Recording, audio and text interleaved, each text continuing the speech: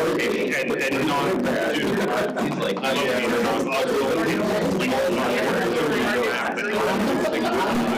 that's the information. We don't know where it is.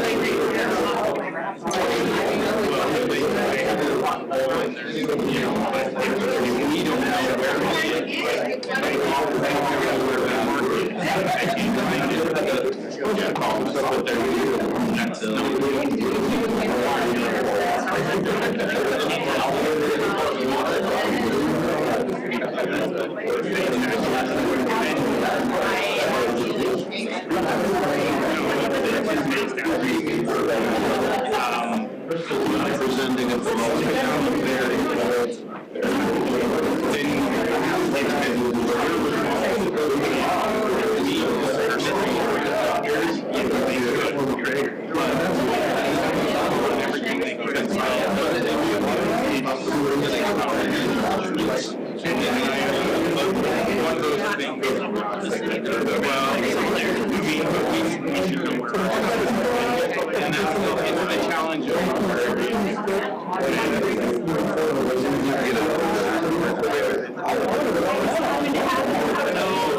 That doesn't really help the streets too much.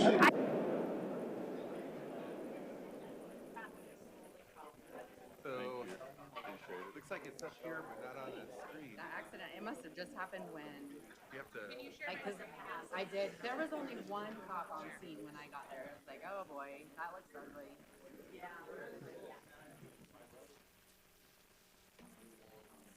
Oh, yeah. I saw fire shower. Okay. Good morning. We appreciate you being here this morning, and so we're going to call the meeting to order. And if you join me in standing for the invocation and the Pledge of Allegiance.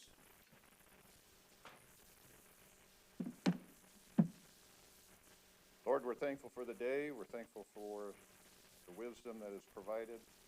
And as we come together as a team here at the City of Nampa, that you would continue to guide and direct these deliberations. You'll continue to give us wisdom. Servants of the citizens, and be right by the monies that are entrusted to us. Lord God, we give thanks for all the blessings in Jesus. Pledge allegiance to the flag of the United States of America and to the republic for which it stands, one nation under God, indivisible, with justice for all. Thank you very much. Roll call. Skog. Here. Jingula. Here. Bills. Here. Reynolds. I'll give him a minute. He is online. Rodriguez. Here. Griffin. Here. Reynolds.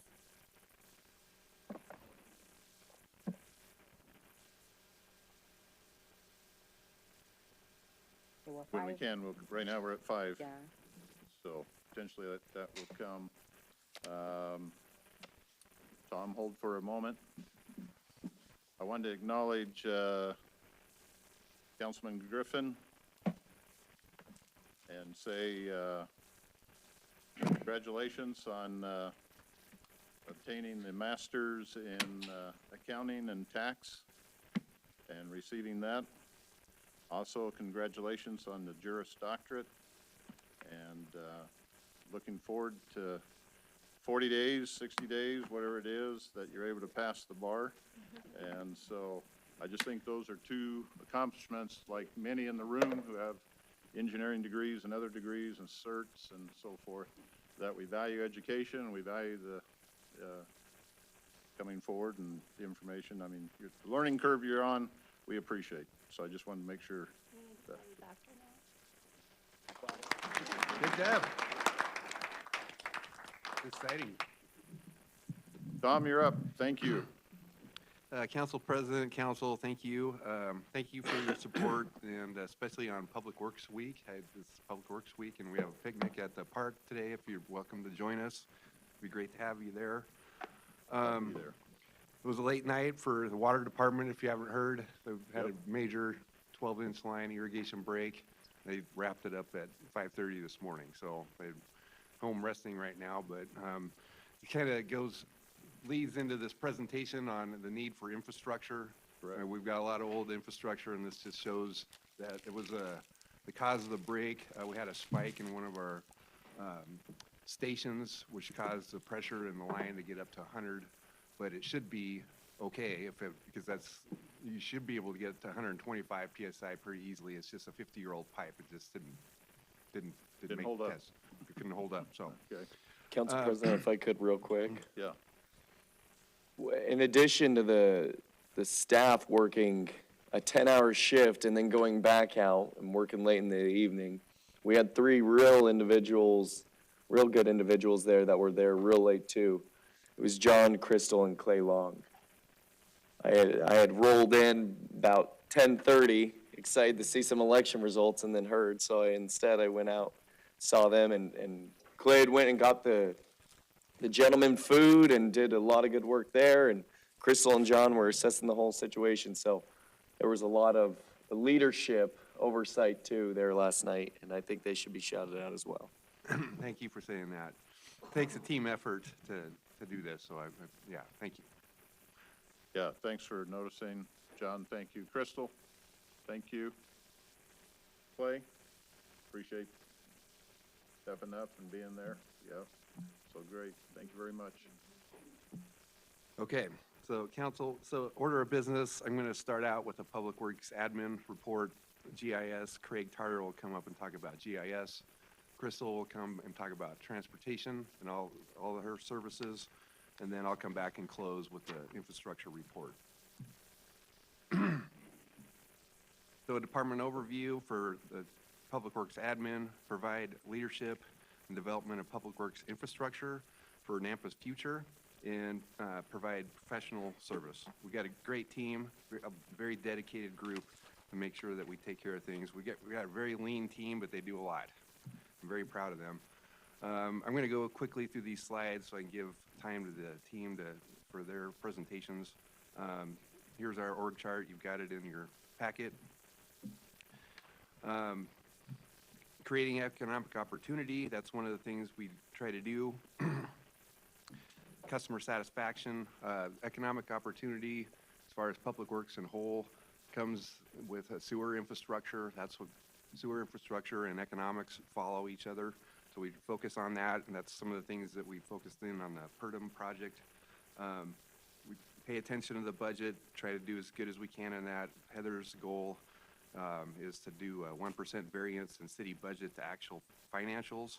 And then safety of our people, like we just talked about, we're out there in difficult conditions. We're trying to reduce injury claims, and so trying to get that down. And then also road closures and emergency repairs, we're trying to reduce that. That's one of our goals as well. So recent achievements, we've done really good on grants on both water and transportation. Over $30 million used in 2026. We're very proud of the FEMA remapping of Indian Creek. So that's a group team effort between Daniel and Public Works. We've been working on that for over 6 years. We got that done to benefit over 980 properties and save them some costs on floodplain insurance. One of the things we really focus on in admin as well is educating people on water, especially with our reuse project. We've done a ton of work to get to this point, but we're not done. We're just constantly talking to people about reuse and the safety of it and how important it is. And it's very important this year with a lack of water to have 5,000 acre feet of water that we can put in our own system. That's a pretty big deal. And so we've just recently connected with over 1,000 students, and that's a good thing to talk about reuse and all the water resources that we have. And then we've done some career fairs as well. So priorities, again, 1% operational variance. These are the same goals, 15% customer service, and then maintain quarterly meetings with traffic impacts through Nampa. So, you know, we have our city. It's not a little city anymore, but we have highway districts. We have other cities adjacent to us, and we all have projects going at the same time. We have ITD. So we work on meeting with them so we can try to coordinate detours and at least get people through all this construction. So that's another one of our goals. Just to close out, we're not asking for any additional personnel and admin, and we didn't have any significant changes in our budget from last year. Any questions? Any questions for Tom? I think Okay, we're good. thank you. I'll be Keep back. moving. Thank you. Thank you. Yes, sir.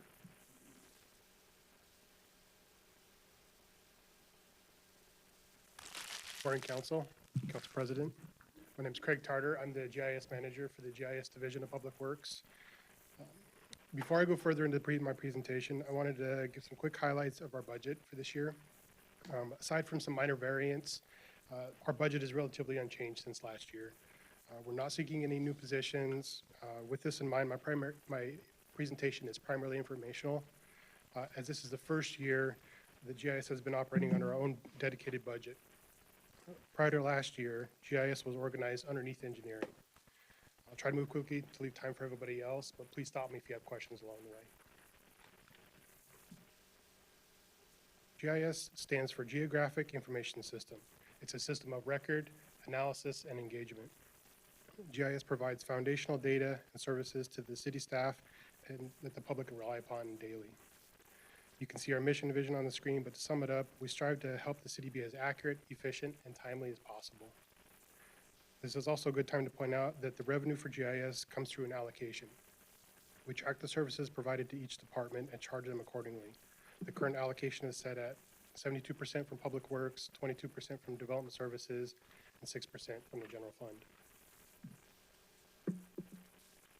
There are four main services GIS provides: addressing, data management, mapping, and GIS administration. We're the addressing and street naming authority for our impact area, and you've likely seen some of the street naming ordinances come through council. The bulk of our time is spent creating, updating, and managing data, though. This is important because you can't create a map without data. As our library of content continues to grow and we integrate with other systems, we're spending more time managing content, functionality upgrades, and patches, and just trying to keep the system running. You'll notice a QR code on this slide and throughout my presentation. This will take you to our publicly available website that hosts most of our content. Likely seen some of our content. Excuse me, Craig. Yes. Quick question. Quick question. Could you put it back to the last slide, please? So I noticed that you have the software, Tyler, Nextgen, Cortera, IT Pipe, Springbok. What is the cost to each of those apps that you're using, and could you make it into one to better the cost for the city? Councilman Rodriguez, that's a good question. Currently, there's no cost for GIS to integrate with these systems. It's a foundational resource for these systems to operate. Think of it like we're providing the data that NextGen, Tyler, and all these other systems are using. We provide some of the functionality to help with routing, asset information, things of that nature. So while there are some opportunities to maybe consolidate some of that, that's something that we're not looking at right at this moment. Would it be cost effective to do that? There could be some cost savings, but that takes a larger discussion with some other departments on what workflows we're looking to streamline and what the most appropriate action is to get there. Because I thought we were phasing out Tyler. Aren't we doing? With this is the Munis portion of Tyler, the EPNL, the permitting licensing, the new code enforcement module, things like that. Okay, thank you. Yeah, not the HR system, What's that? not the HR version of Tyler. Oh, okay. Yeah. Yes, I was going to say that's a little different. Yep, Yeah, yep. Thank you. So some of our most popular content is our city council district viewer, as well as the land use and public hearing map. However, our most popular resource is our open data site. The site receives over 114 views per day with over 40,000 views per year. The open data site allows the public to download and interact with some of our most popular data. Currently, it's boundary information that people are most interested in, city limits, council districts, things of that nature. Planning and zoning data is also a hot commodity as well.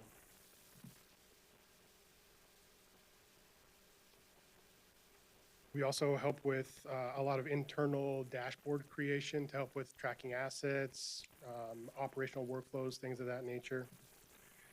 And then you've likely seen a number of story maps for high-profile projects.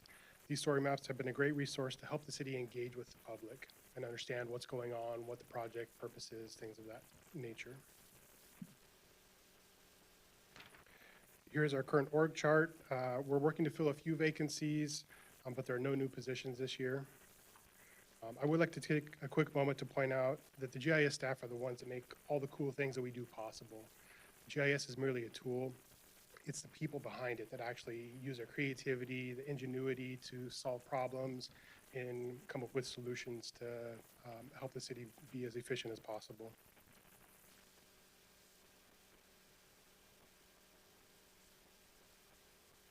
Our current goals focus on increasing the citizen satisfaction for city services and sustaining excellence in city government by providing quick turnaround on reviews and timely access to GIS information. We're on track to meet our goals this year. Recently, we migrated all our web content to a newer framework that provides a more capable foundation for our content moving forward. We're actively deploying a utility network for domestic and irrigation water that will provide some exciting capabilities for water staff in the field. We've successfully integrated with the storm drain inspection software to help them keep track of their inspections. And with support from street staff, we're ready to deploy a new publicly available chip seal tracking app this year. But most importantly, we supported daily operations throughout the city.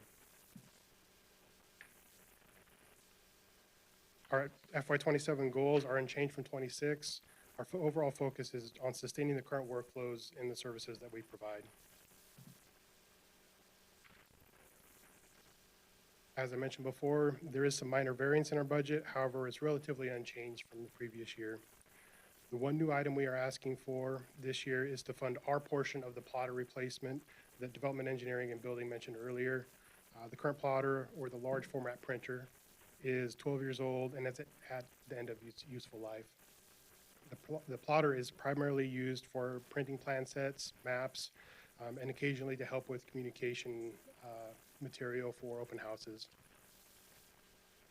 Yeah, I think that's in motion. Yeah, yeah. While our FY27 budget is relatively unchanged, there will be some increases to our software licensing in FY28. We're also planning on a drone replacement in FY28. Our current drone is nearing end of life. GIS primarily uses the drone to capture new imagery for recent developments and capital projects. The data captured by the drone helps city staff streamline workflows and provide quick access to real-time condition information.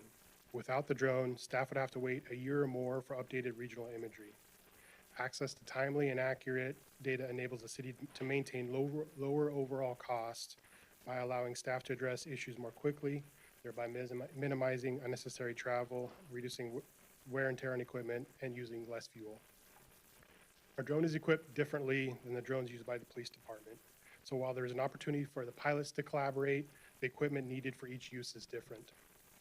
Also, our drone has more technical requirements than the hobby or toy versions you can find at most retailers. With that, President, Yes. I'll stand for any questions. Craig, yes. What is your budget? What is our budget? Yes. It's about 1.3 mil. How much? 1.3? And a lot of it comes from different, within the departments, right? Yes, we're built upon an allocation. How much do you give to our IT department? I don't have that number off the top of my head. I can get that information for you. Yeah, That's gonna be one for, finance to help, oh, because of the allocation. I think, right, I was gonna wonder about that. Right, so that, yeah. you'll be able to 23,000. Yeah. Help us with that later. Exactly. I mean, a follow-up memo, email, Exactly. great. Okay, Yeah, and that is primarily just for hardware support, some of the services they provide for network, things of that nature. I was gonna say, if you have someone in-house that can do that and not have to go to IT, that's what I'm looking at. Councilman Rodriguez, we do work closely with IT to collaborate on maximizing the limited resources both of us have to keep the systems up to date and functional. Oh, so it's already in the making. Okay, yeah. No need to, Doug. Thank you. Council President, Yes. do you have in-house pilots for your drones, or do you hire outside pilots? Councilwoman Skog, we have in-house pilots. I have two certified 107 pilots on my staff. Final question for you, Craig, which will, the directive will come soon, but with the GIS system, you could put together a quadrant or multiple maps that show all the enclave areas within the boundaries of the city of Nampa.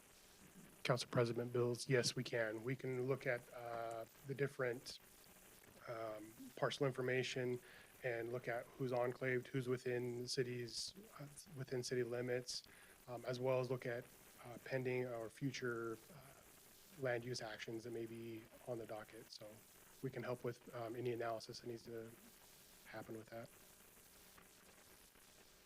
Okay, presentation.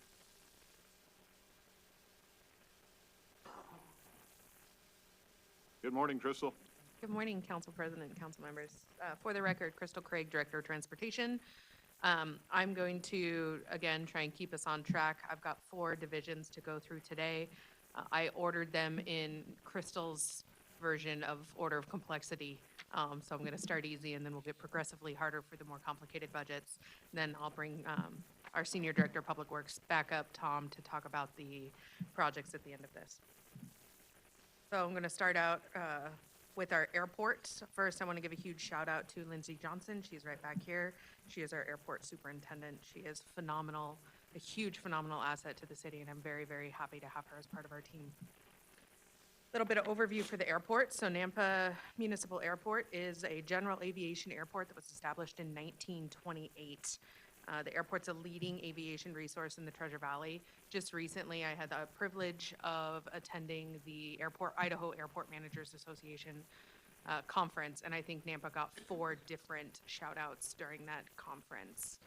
So that was recognized throughout all of Idaho, and people are saying Nampa is really leading the way in innovation and doing it right, and we've got such a strong team ahead of us. Lindsay, we appreciate your efforts. So, Thank you. Little bit about the airport itself. It encompasses 249 acres. It's located what I'm going to call southeast Nampa. It's just south of Garrity, west of Happy Valley. It's roughly this orange box around here. We have 23 city-owned buildings, 145 private leases. We have a terminal building, a city-owned fuel island, a ton of infrastructure that I listed. A lot of people don't realize it, but Idaho has 75 public-use airports, and Nampa, along with 67 others, are general aviation use. The Nampa Municipal Airport generates $106 million in total economic output to the state of Idaho. That is published by ITD Aeronautics. Again, little zoomed-in version of this. The yellow box is that 249 acres that I spoke about before. On the west side of the airport, so the left side of the screen, I'm going to call it west. All of those red boxes are those city-owned hangars. On the east side, the green boxes are typically the land leases, so the private-owned hangars. You can see we've got a little bit of room to develop on here, and I'm going to touch about that a little bit later in the presentation. Our current org chart, we have a lean but mighty airport division of 4. Our airport superintendent, like I said, as well as an admin specialist, an ops lead, and an ops technician that do all of the maintenance on the airport. I'd also like to give a huge thank you to these 5 individuals who volunteer their time and service to our airport and the entire aviation community. This is our airport commission. They serve 5-year staggered terms. They give up their evenings once a month to come over and and look at land lease and like language and policies, and it's a thankless job sometimes, so I really appreciate that they are here to give recommendations to the mayor and to the city council on the planning, development, operations, maintenance, and budgets of our airport. Some of our FY '26 goals, we have always had the goals, or our current year-over-year goal is to engage in the airport community at least 12 times. We accomplish this by having our monthly commission meetings, attending airport partner public events, and then supporting our airport users with news updates that we do virtually, like as a newsletter. Excellence in city government, our goal is to increase our airport-generated revenue by 5% annually. Well, we continue to work on that. We don't always hit this goal every year, but it is a step in the right process to make our airport more self-sustaining. And then maintaining safe and healthy communities, 0 regulatory findings. We do continual inspections on pavement, fencing, weed condition, and the city-owned hangars to make sure we are in compliance with all of our regulations.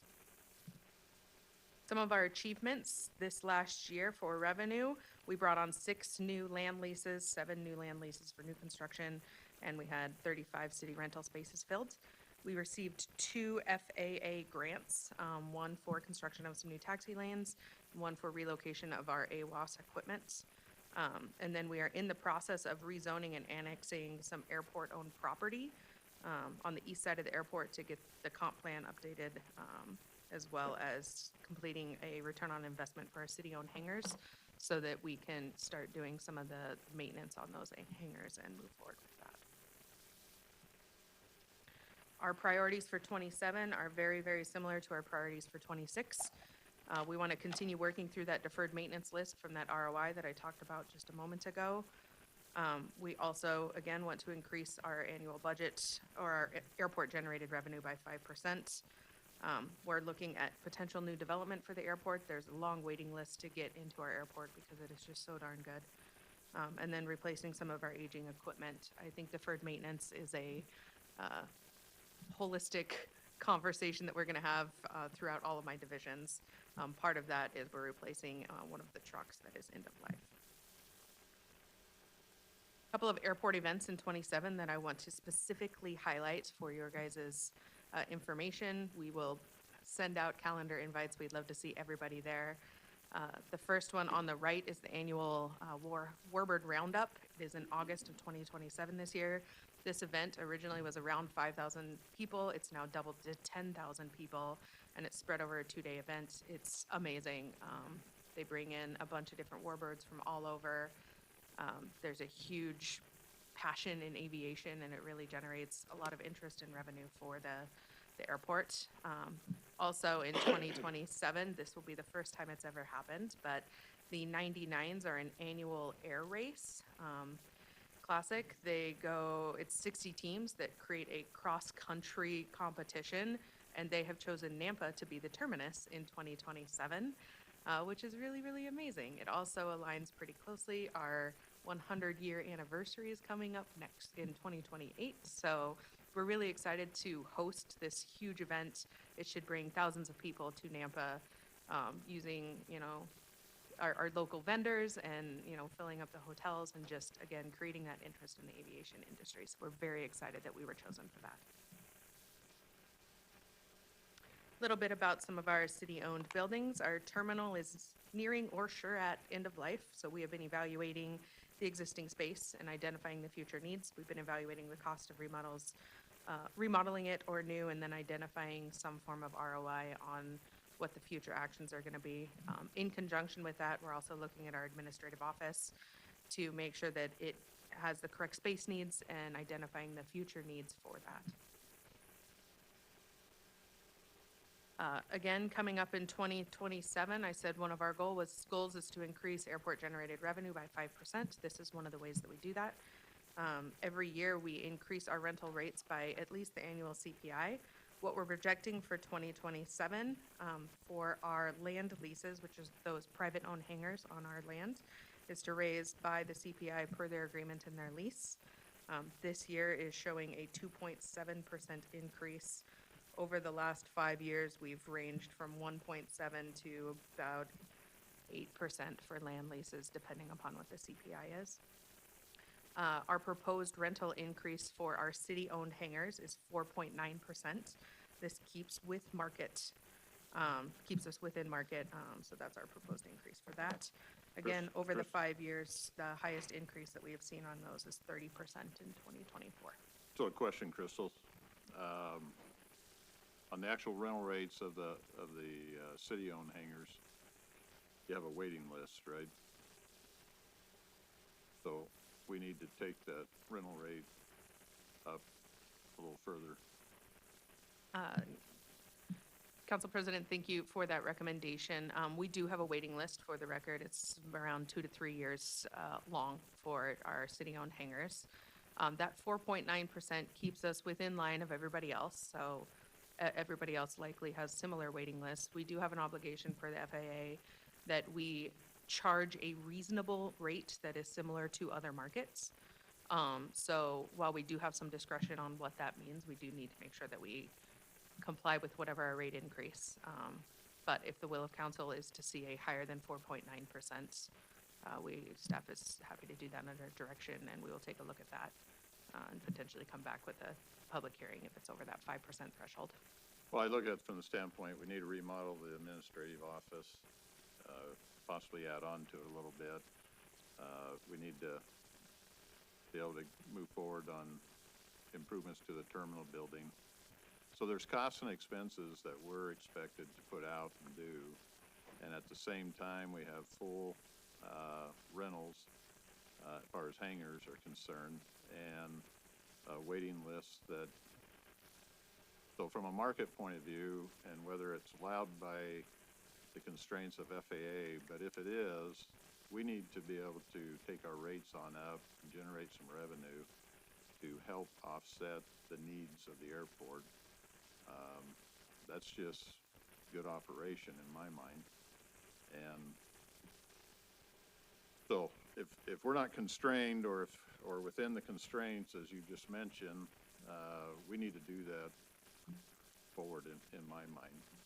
And certainly council can weigh in on that suggestion, but I think we've been under from a rate point of view, I think we've been low, and there may be others who are out there the same way, but we have obligations, and we're continuing to try to fund, and I think we got to take some of that up in order to help accomplish what we need to get done. Anybody else have comments, or? So do I. No, you first. So is there any, to expand the administrative offices, could you go into the MAF building and rent some space from them? Councilman No. Rodriguez. No? Okay, never mind. Okay, on the rental rates themselves, when we increase it by the 4.9%, are we the highest in the valley or in the region in terms of rental rates after the fact? Or are we going to still be fourth or fifth in line in terms of rental rates? Council President, Councilman Griffin, it keeps us, what I'm going to say, in line with market. It's really hard to compare us to like Boise and Caldwell, because not everybody owns city-owned hangars, not everybody has T hangars, not everybody has tie downs at the same rate. So it's not an apples to apples, and we charge different rates depending upon where they're parking their plane, so to speak. So it keeps us in market to other airports of our size with similar amenities. I would concur with what Councilman Bills is stating. I'd like the city of Nampa to be on the higher tier of that sliding scale, if you would. If the wait list is 2 to 3 years long, surely some people are going to fall off, and surely that wait list will still be 1 year to 2 years long. So I think we've got to be able to create as much revenue for the city as we can, especially for, maybe all these folks live in Nampa, and that's good and well, but I think we have a lot of resources that people have gotten a bargain rate on for a long time in multiple departments. So I'd like to see that increased as well. Thank you for that feedback. We will come back to council at a later date in 27 when the budget is there with the increases recommended. Okay? Thank you. Budget summary, and all of my budget summary on the operations, I took out the staff costs. So this is just like pure operational budget. We're not asking for any additional personnel. You can see my budget stayed relatively the same. Some proposed budget notes which may help a little bit on the airport-generated revenues. So the operations, salary, benefits, expenses are all covered by the airport-generated revenue. So in essence, the airport is self-sustaining. Where we get supplemental help from general gov and other things are our capital expenditures. So only 82,000-ish of our capital expenditures are paid for by our airport-generated revenues. So while we are operationally self-sustaining, like we could potentially reduce the burden in that way. The airport fund balance as of the beginning of the last fiscal year or end of last fiscal year was just over 3 million. 750,000 of that was the general gun fund balance that's been set aside for the terminal. So just wanted to share some of those numbers. And you can kind of see the breakdown in our land leases versus our city rentals and what those come. So our city rentals are already the big bulk of our revenue generated for the airport as compared to our land leases, which are those privately owned hangars. So on this next wave of land lease, are we able to take those rates up to help cover our cost of improvements of putting in taxiways and so forth? Kind of stair-step that. So Councilman Bills, the land lease contracts say that we will increase them annually by the CPI. So this next CPI increase is 2.7. If we were going to do something in addition to that, I think it would probably have to come, I'd have to ask Lindsay, to public hearing or be an amendment to their contracts. Yeah, what I'm looking at is if we're going to extend taxiways and create more sites to be able to build hangars, it may be that we need to establish that under the current costs of putting in those improvements, and some of those sites may need to start at a step up from the existing, is what I'm You suggesting. read my presentation. Say again? Looks like you read my presentation. Looking ahead, yes, we do see future developments in the next 5 years. In that southwest corner, we see a potential for 4 different land leases. In that central area, at least 10, and on the east area, at least 10 as well. These will all be at the highest market rate that we're doing right now. So all of those new contracts will be with the new current higher rate than the ones that they started with. Excellent. Illusion, I like it. With that, I will stand for questions on airport. Council, any questions for Crystal at the moment? President Council, Crystal, I remember there was some hangars that needed to be torn down. Has that happened? Council President, Councilwoman Skog, it has not yet. We will be coming forward to council with the recommendation and the next steps to sell those 2 city-owned hangars that are end of life and don't show a good ROI for even rehabbing. All right, thank you. We'll take official action soon, Okay. but it's moving through the process. Thank you. All right, next, putting on my fleet hat for a moment, would like to give a shout out to my superintendent here, Doug Adams. He is also a phenomenal asset. When I first started here at the city almost 5 years ago, Doug operates at such a high level for superintendent. A lot of people assumed he was a director, so he is just that darn good, and I really appreciate him. Doug, we do appreciate the efforts, and we know at times it's frustrating, but you and your group, we confirming Crystal's comments, so. Thank you for the love for my staff. I'm pretty proud of them, if you can't tell. Fleet I services. just won't go out and hug everybody, so, Fair. so it's okay. Doesn't mean I'm not thinking of it in spirit form, but, you know. The fleet services maintain city assets efficiently and safely to ensure all city services meet the citizens' expectations. The goal of fleet is really to lead the municipal fleet management and set the standard for what others are measured against. And I think we are absolutely doing that. There are multiple different agencies that look to NAMPA to say, what are we doing? How are we doing it? Can you maintain our fleet? We get requests all the time because our staff is so far and above the rest of everybody else. And it's because of the leadership and the hardworking individuals that are there. This is our current org chart. We have 12 FTEs. In 2026, our goals were to maintain an average fleet of critical vehicle age of less than 10 years for light and medium-duty vehicles, a preventative maintenance completion date of 75% earlier on time, and have 0 instances of emergency fuel below 50%.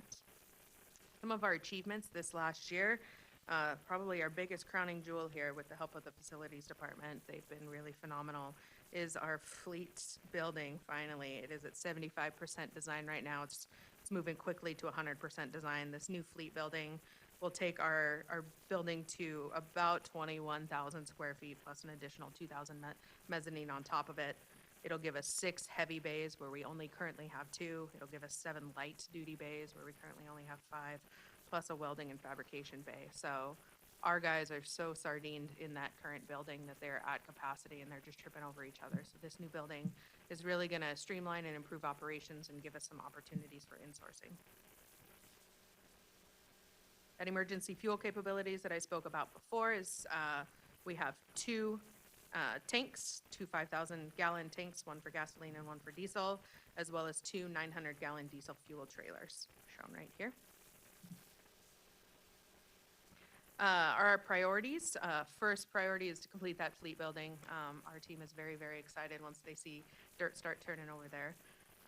Continue the inventory tracking and maybe integrate a barcoding system for parts inventory. We talked about insourcing before. That is for the new fleet building. When we have additional capacity, we could potentially hire some additional staff and fulfill some of the requests from the outside agencies for us to maintain their fleet as an opportunity for fleet to actually provide income to the city. And then training, so begin some development of internal technician training programs as they get more and more complex.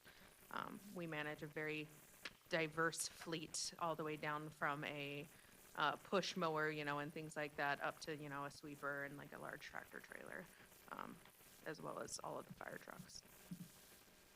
Fleet budget, no additional personnel here.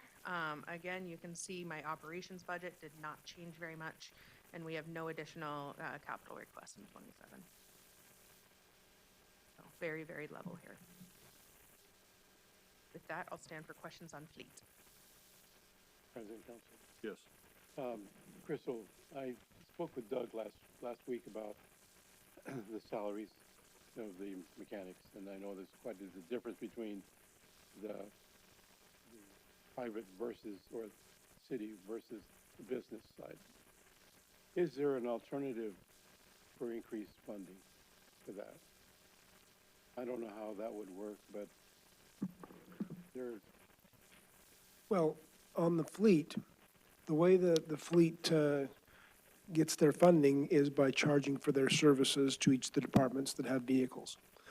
The only way for them to get more funding is to charge more for their repairs to the departments. So could it be done? Yes. It would have to be a discussion to see with Doug what that rate should be and what it could look like, but they don't have any other internal sources other than the charges they send out to, and their biggest users are, of course, police and parks, and so they would bear the brunt of anything like that. okay, so it would be kind of a catch-22 situation for an increase of salary, I guess, right? Yes. Correct. Yes. Yeah, that's, dang it.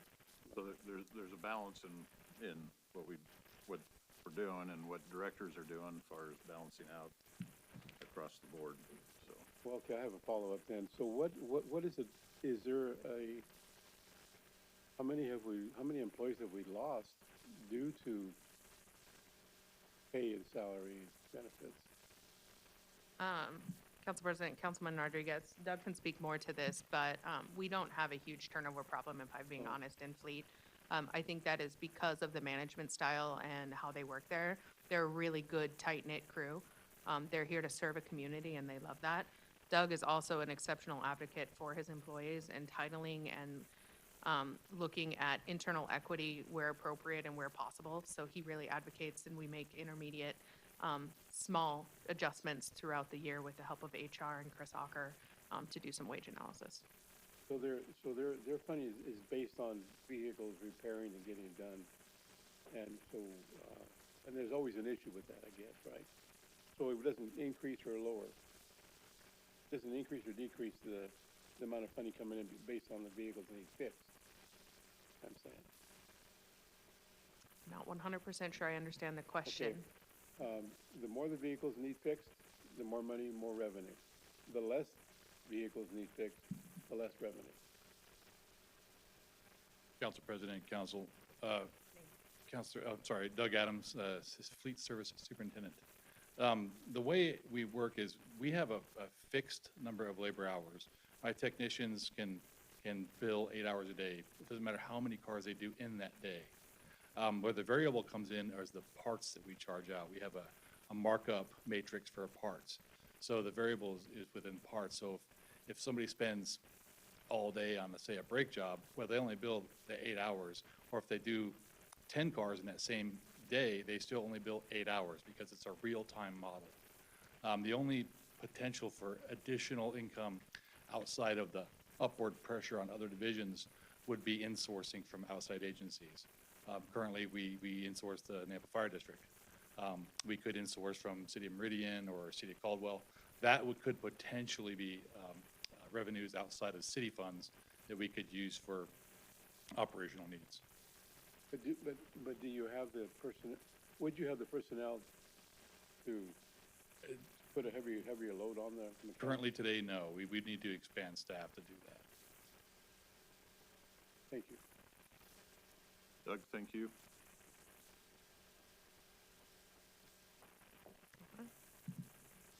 Moving on Traffic. to traffic. Again, huge shout out to my leaders here in the traffic division. Traffic is different than any of the other divisions in the fact that we've got an engineering manager, Matt Ricks, on top of that. Matt is like the signal whisperer for the state, or for the city.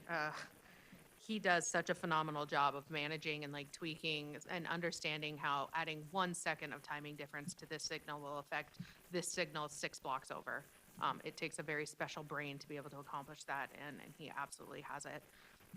Also, co-managing over here is our superintendent of traffic, which is Ken Nutt. Ken's been with the department for 15, 20 years. He's a huge, huge asset. He manages a highly technical group of skilled people here with electricians as well as signs and striping, and I really appreciate all their dedication. Well, we as those who drive on the traffic side, we appreciate the dedication as well. Thank you. So, Traffic is a very forward-facing or public-facing division for us, both traffic and streets. They tend to get interchanged. They are separate divisions. Streets maintains the roads, traffic maintains the things besides the road, or beside the road, if you will. Their mission statement is to provide a safe operation of the multimodal public transportation system to the general traveling public within and throughout our city. Our goal of improving movement in and through Nampa is almost single-handedly done through this division right here. They have the highest impact on it. Some of the assets that are managed, it's over $35 million. They have over 15,000 traffic signs, 10 of those signalized crosswalk systems that are PHBs, 78 signalized intersections, battery backups. We have over 100 rectangular rapid flashing beacons. Those are the blinky lights at the crosswalks.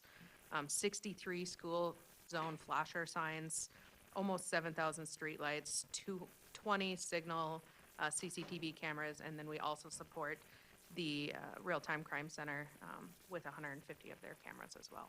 So they have a huge load for what they're doing with just a staff of 18 FTEs. We do currently have 2 vacancies in this. I stated before that this is a very technical and a very niche type of thing. We have electricians that are highly competitive and sought after to get. In fact, just last night, we had 2 candidates, or 2 of our staff just graduated CWI with their electrical license.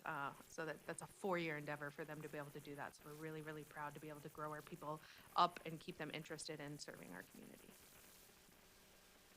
Some of the goals in FY26, we always have a 0 death goal here on the city roadway network. Currently, we report the data a year behind because it takes some time to process it. There were 6 fatalities in 2025. 1 was an impaired driver related. Our goal is to upgrade 2 unimproved crosswalks annually. We've met and exceeded that goal this year. We have done 3 crosswalks, or have on the docket to do 3, 1 at Dewey and Maple, 1 at Lone Star and North Park, and then we were able to get some CDBG funding to do Roosevelt and Stanley Creek as well. And then improving movement in and through Nampa, like I said before, this division has the highest impact on this citywide goal. We want to reduce travel time. I called it on a targeted public roadway by 10%. That means just the bigger roads. Library Square is our goal for this one. Not only is Matt making weekly signal timing during construction, but he has plans to completely redo the signal timing downtown around there after construction. And then reducing travel time for one minor arterial by 10%. The targeted roadways for this is 16th Avenue through 2nd and 3rd, as well as adding one additional intersection to our TMC, so we can continue growing that. This year, it was Idaho Center in Birch, right by CWI. Crystal, real pause. How are we doing Library Square redo, schedule-wise? We're on track? Yeah, Councilman Bills, this project is actually going very, very well. I'm very impressed with how the contractor is doing it. Very rarely have I driven by and not seen multiple crews working, even in the rain. It's a very public roadway, as you know. I think that they're doing a good job of reaching out and going to the local businesses to support them for lunch. They're doing extra cleaning in front of the businesses to make sure that we're promoting people being able to get to them. They've run a tight ship, and they're doing a really good job, and they're on track. Thank you. Yep. Want to give some citizen interactions. I told you this is a very public-facing division. Of the, I'm going to call them citizen comments that we get throughout the year, about 36% of them are people are concerned with congestion, specifically targeted at growth. About 34% talk about the signals not properly working or the signal timing. A lot of this is like detection issues, which we really appreciate the citizens letting us know. Sometimes a camera just needs tweaked a little bit or needs cleaned. Or the sun glare will hit it just right and it doesn't pick up cars. But apparently a lot of people also can do Matt's job very, very well. So we have some great candidates for employment for our 2 vacancies here in traffic. And then about 30% are street light, pedestrian push buttons, things like that, so like other things. I appreciate that, because I've been there. We listen and we respond to every single comment that we get. We don't ignore them. We follow back up with them. We close the loop on every single one. The traffic division has responded to 179 online traffic submittal forms, 136 after-hour on-calls or call-outs, and 27 traffic accident claims. I want to talk a little bit about the achievements for each of the different sections of traffic, starting with the signing section. We've processed almost 12,000 utility line locates, 39 data collection studies. So these are studies coming from citizens saying like, hey, people are speeding in our neighborhood. They're speeding on this road. What can we do? One of the first steps is to go out and verify that people are actually speeding. We have a huge project going through for a new trailhead at Matthew Peltzer, where we're doing working with Mr. Peltzer's wife to work on a trail signage for that. We've replaced the Welcome to Nampa signage and then installed 3 all-way stops. The streetlight section has updated over almost 400 streetlights to LED features. They've completed all of their maintenance in the zones, as well as completed the downtown Nampa LED lighting conversion, which was a heavy, heavy lift, but really improved our downtown area. And then they've continued to replace overhead street lighting in 8 signalized intersections. Our signal side, so go into more, question? No, I was just going to say, I appreciate that Nampa's staying with more of a white on the street light change-outs versus the blue light. Absolutely. And I think that's a real positive, so. Thank you. Just to, I was going to make a similar comment. Those were faulty light bulbs, correct? We didn't purple order ones? purple lights. It's Correct. because the systems, and were they able to warranty or replace those, or was that an expense to the city? Yes, they warranty them. Because they truly are the worst. So I appreciate the whites as well. White is our standard, and anytime something is out of warranty, we absolutely go back, so we don't have to pay for it again. Yep. On the signal side, so shifting over to the electronic side of it, I talked about the new signal timing plans around Library Square. Those 3 intersections, actually, that we've added to the TMC. I talked about Idaho Center, Birch, Middleton, and Caldwell, and then Franklin and I-84 have been added. And then we updated 2 signalized intersections with new battery backup systems. So if for some reason the power goes out, these signals can still be operating. It's one step towards emergency preparedness for the city. Our traffic management center, we're currently staffing 2 days per week. We've been collecting data on travel time and corridors and vehicle delay at intersections. That helps us target which ones we need to go back and retime and things like that. Responding to events like interstate closures, emergency road closures, and as well as events at CWI for signal timing plans. And then the new innovation this year, which I'm very excited about, is collecting some data on red light running. What that looks like, here's an example intersection. You can see the boxes around the vehicles where the cars are actually getting detected. In the center right-ish side of this picture, you see those 2 circles. Those are the actual detections that will let us know when somebody goes over that and runs the red light.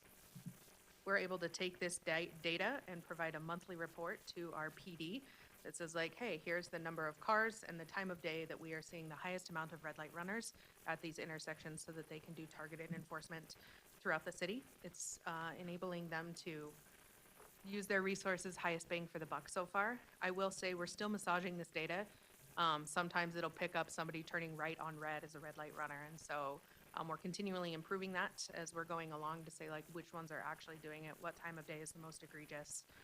So if you're gonna run red lights in Nampa, don't do it at the same time as everyone else, because chances are higher that, we're gonna be there knowing.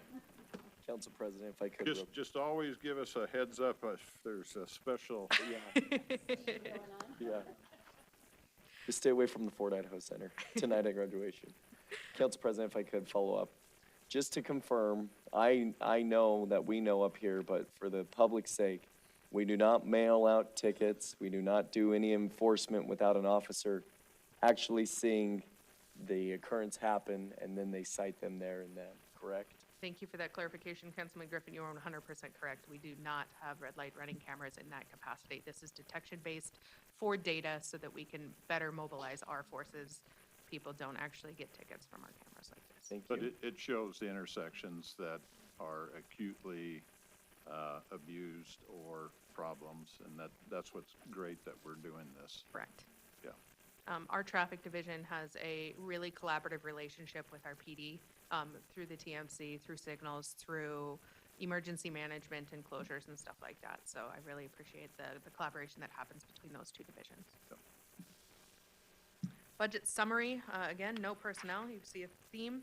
I put our operations budget. You can see a slight increase in there, but mostly we held it about the same, and then about 500 in capital requests this year. That, Question. Yes. So I know that we're using Hawks, and some of those are federally funded, right? Or they're funded by another source. And when you and I were together touring District 5, you showed me the other less cost for the traffic signal for pedestrians. Like, for example,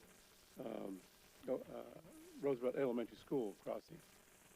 Are we able to use more of those to save, for safety, but to save cost to the city? And should we transition to those? Council President, Councilman Rodriguez, so what you're referring to at Stanley Creek and Roosevelt is an RFB. Right. So in essence, it's the blinky light that somebody can come, push the button, and it just blinks. It doesn't actually stop traffic. Right. The Hawk signals, like the one in front of IH2C, there's one on 12th by the Nampa High School.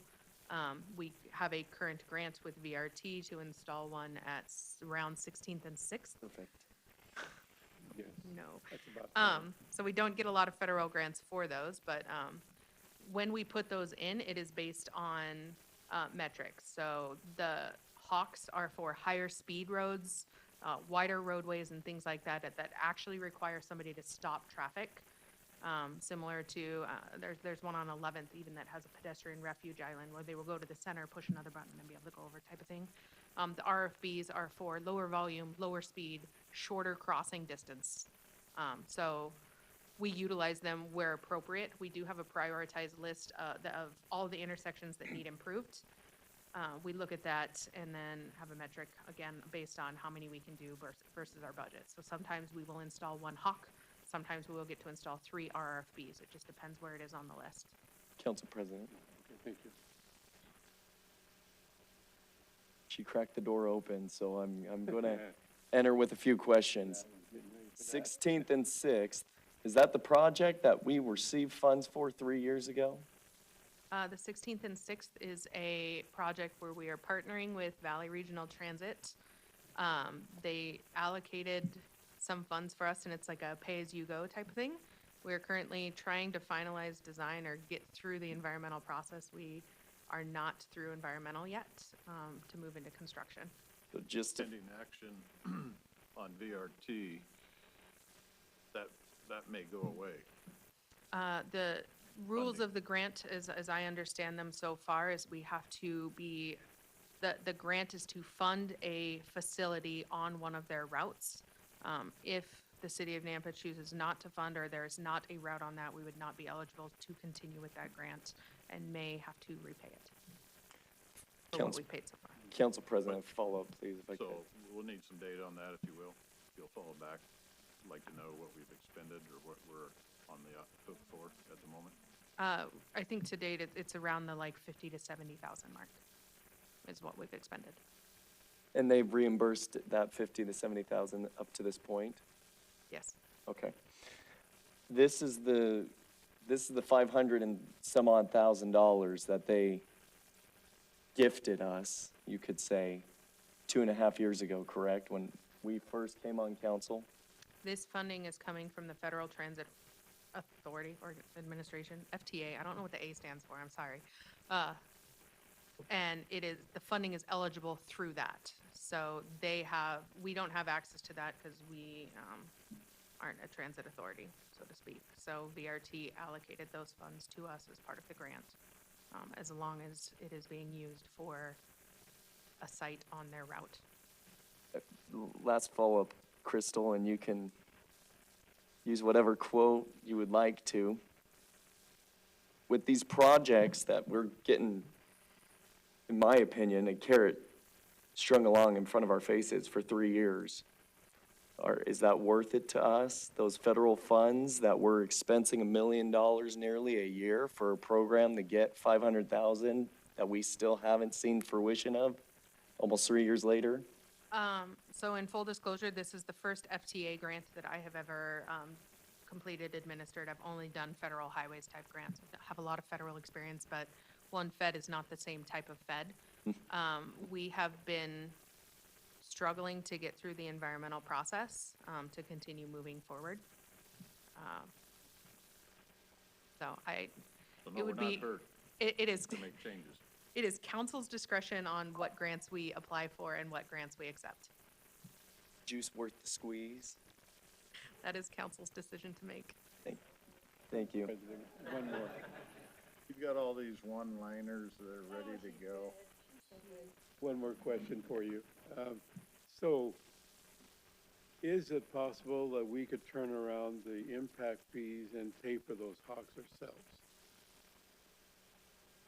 Because it's a new determining the definition of new development.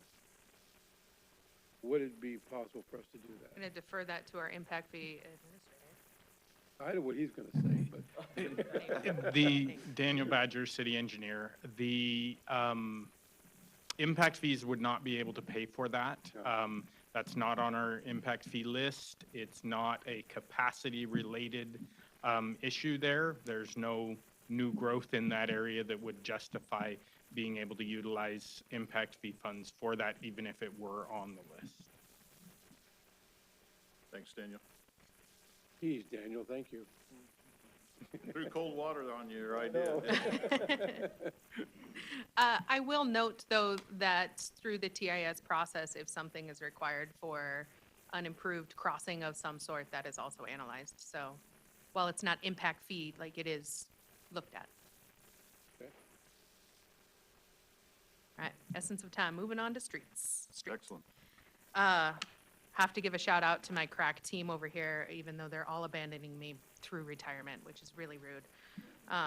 Donald Barr is our street superintendent. He's been here for 19 years. I think he's got like 2 drive to works and a wake up or something is how he likes to say it to me, left in him. So he's retiring. His retirement party will be at the end of June. So I invite everybody to come to that. It should be on your calendars already. Jeff Kasma, our assistant superintendent, has been here quite a while as well. He also very, very recently retired. His last day is this week, next week, into this month. So we've lost 2 out of our 3 leadership tripods here. But Steve Overweg, holding strong, so I appreciate him as well. He's our newest street assistant superintendent. But these 3 guys manage a huge workload and again, a very, very public-facing division for the city of Nampa. Department overview, I said before, streets and traffic are different entities. The streets maintain the streets.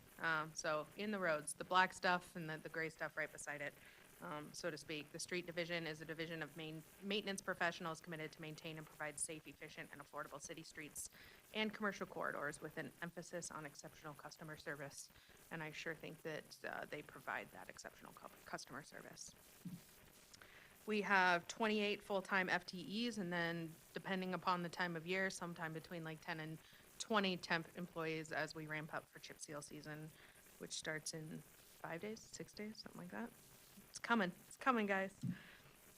A little bit of their overview. We have almost 1,020 lane miles, 5,400 catch basins, 1,800 sand and grease traps, 2,500-ish ponds, 180 miles of stormwater line, 2,800 manholes, 52,000 gallons of brine produced in-house. They go through 12,000 tons of chip seal, 3,600 tons of salt, and they have 77 pieces of equipment in their fleet. They're huge. The streets accomplishments, they finished executing the streets fleet master plan by constructing and expanding the streets addition. This also went very, very well. We'll be opening ahead of schedule. It should be complete by the end of this month, but our official soft opening for it will be Dawn's retirement. So if you want to come see it, come out, have a burger with us, say goodbye to Dawn, and see our expanded street division. They were able to produce 52,000 gallons of brine, as I said before, which saved the city about $78,000. They trained 14 new employees with in-house CDL programs, saving the city about $84,000. Then they hosted the city of Nampa's 4th annual heavy equipment rodeo, which I just presented on Monday night, 2 days ago, very, very recently. This last week, I will also give these guys a shout out. We went to the first chip seal conference put on here in Idaho. I think City of Nampa got about 15 different shout outs during that chip seal conference from entities across Idaho and then Eastern Oregon and Eastern Washington. They continually look to Nampa for innovative ideas, saying hey, what's Nampa doing? What do you guys think of this? They want to know what our opinion is, and it's because we have such a good group of professionals here that know how to do their job, and we've got a good group. Some of our goals, inspect and maintain 100% of our stormwater assets. We are currently meeting that goal. We want no more than 50% of salt budget spent on outside brine purchases. We are currently also meeting that goal and then completing our expanded chip seal program, which kicks off real soon, as I said. Our current goal is about 7.3 million square feet. And then I will talk about this a little bit later, but we want to maintain a pavement condition index of about 60% on our roadways. Our current one for the city, if I'm going to throw a number out, average is around a 72%. That is artificially inflated because it includes all of the outside roads that we just annexed from the highway districts. They have to give them to us in really good condition, as well as all of the new developments that are brand new roads. If you look at our downtown core, the more proper Nampa, our PCI is sitting around the 61%.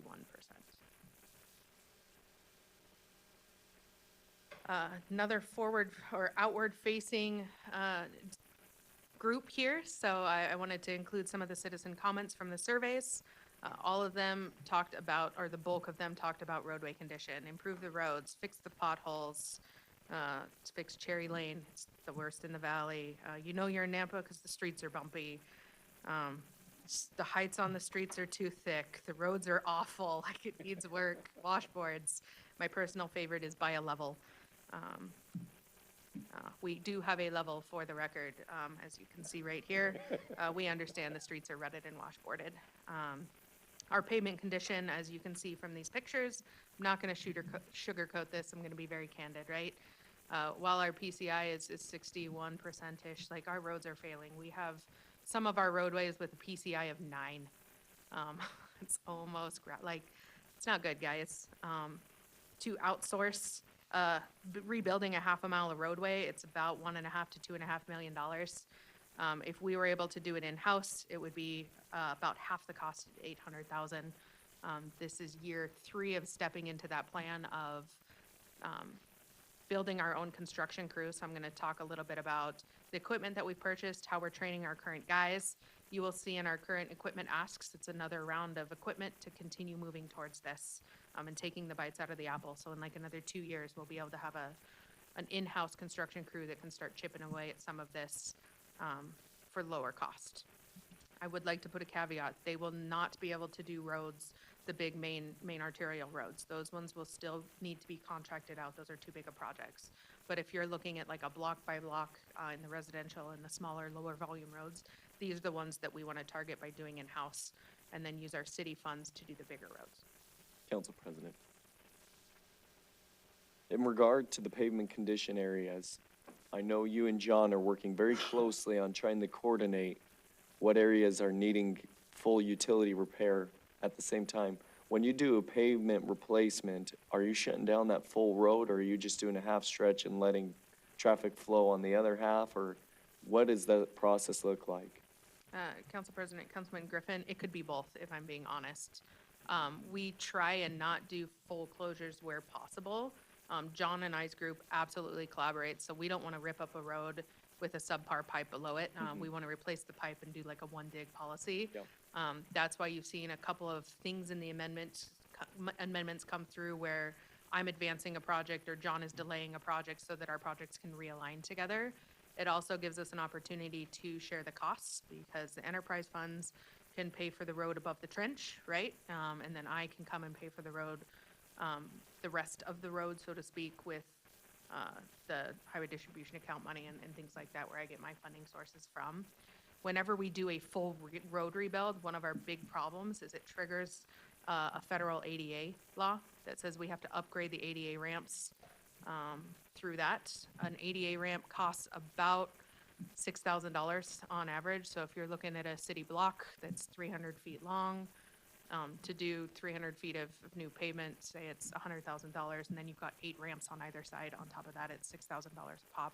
It drastically increases the cost of the project and what we can do. So we're navigating through how to do that and how to balance that.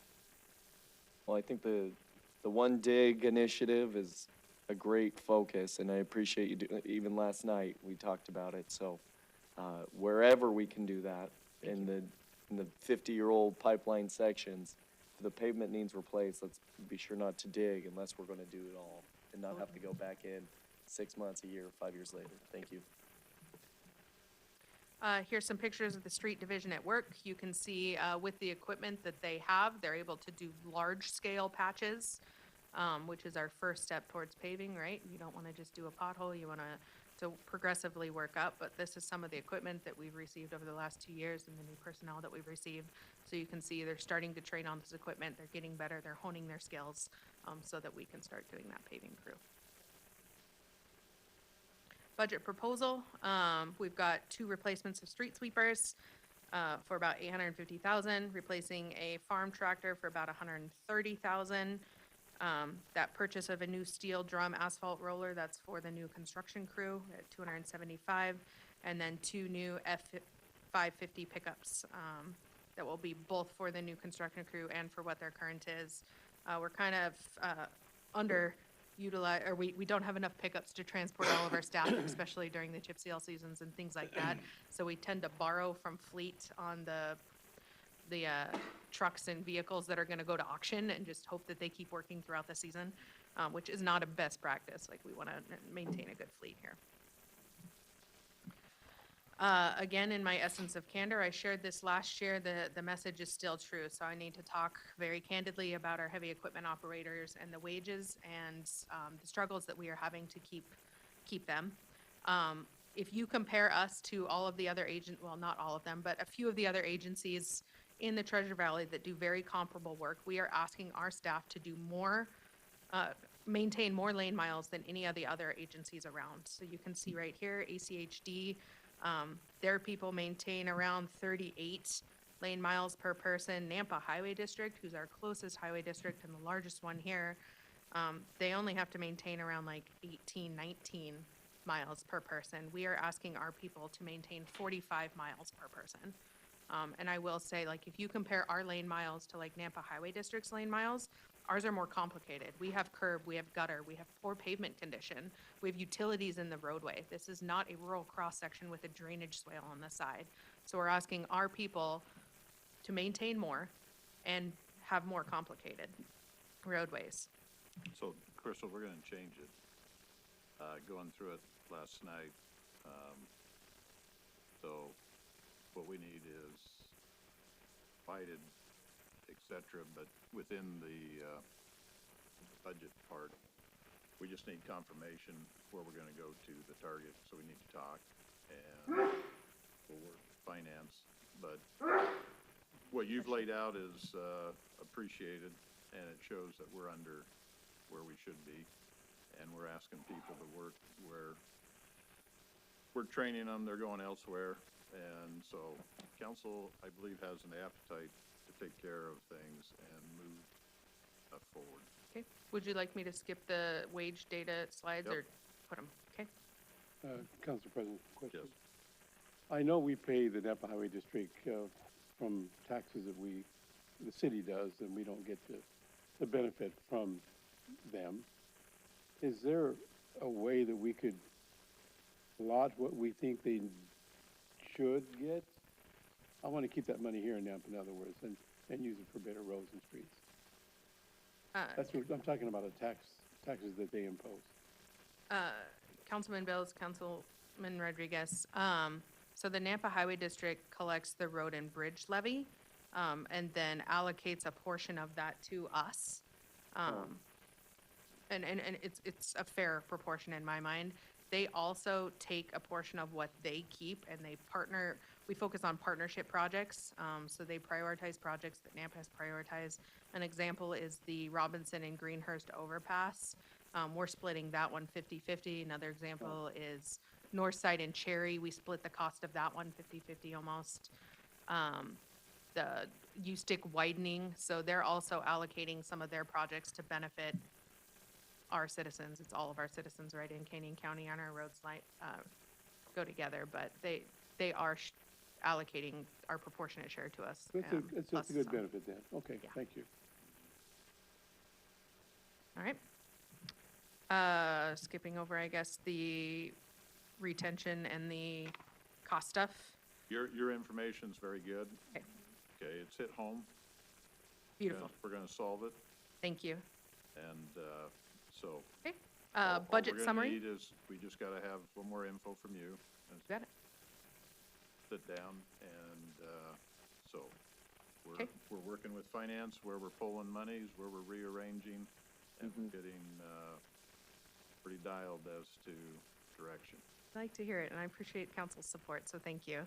Council President, if I could just real quick for comment, looking in the packet, that bottom right-hand corner of that page is what we're looking at from our perspective on council side for dollar amounts on what we need to find. Thank you. That is correct. And these numbers were coming from the wage analysis in HR completed by Chris Ocker. It was I think the new policy in place and what we're doing for that was spoke about last week. Yep, and we appreciate Chris's efforts and what's going on there as well. Yep, so So- these are the options, to not increase funding. The 143 will get us up one pay grade, which will put us equal to the other city divisions. And then the 287 is really what we need to get up to, close to that midpoint of We're gonna get industry up standard. to where we need to be able to be competitive and take care of our roads and et cetera. Going for that bottom line. Thank you. Operation budget, we stayed about the same. Last year it was 5.2 million. This is 5.6 million. So that's well within the realm of fairly flat.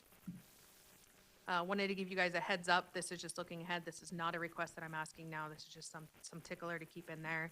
Our pit, which in 2009, I showed a picture of it, was about 200 feet by 300 feet and about 60 feet deep. So this is where we go and dump all of our street sweepings and any other like debris and things like that from the roadway that we're getting.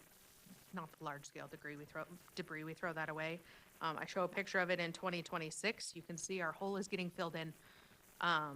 So we've probably got another 2 to 4 years of capacity in this pit, and then after that, we're gonna be looking for a new pit. So we're gonna need to start thinking long-term about finding a sizable hole in the ground, if I'm being honest, to put this in. Our other option is to use our county landfill.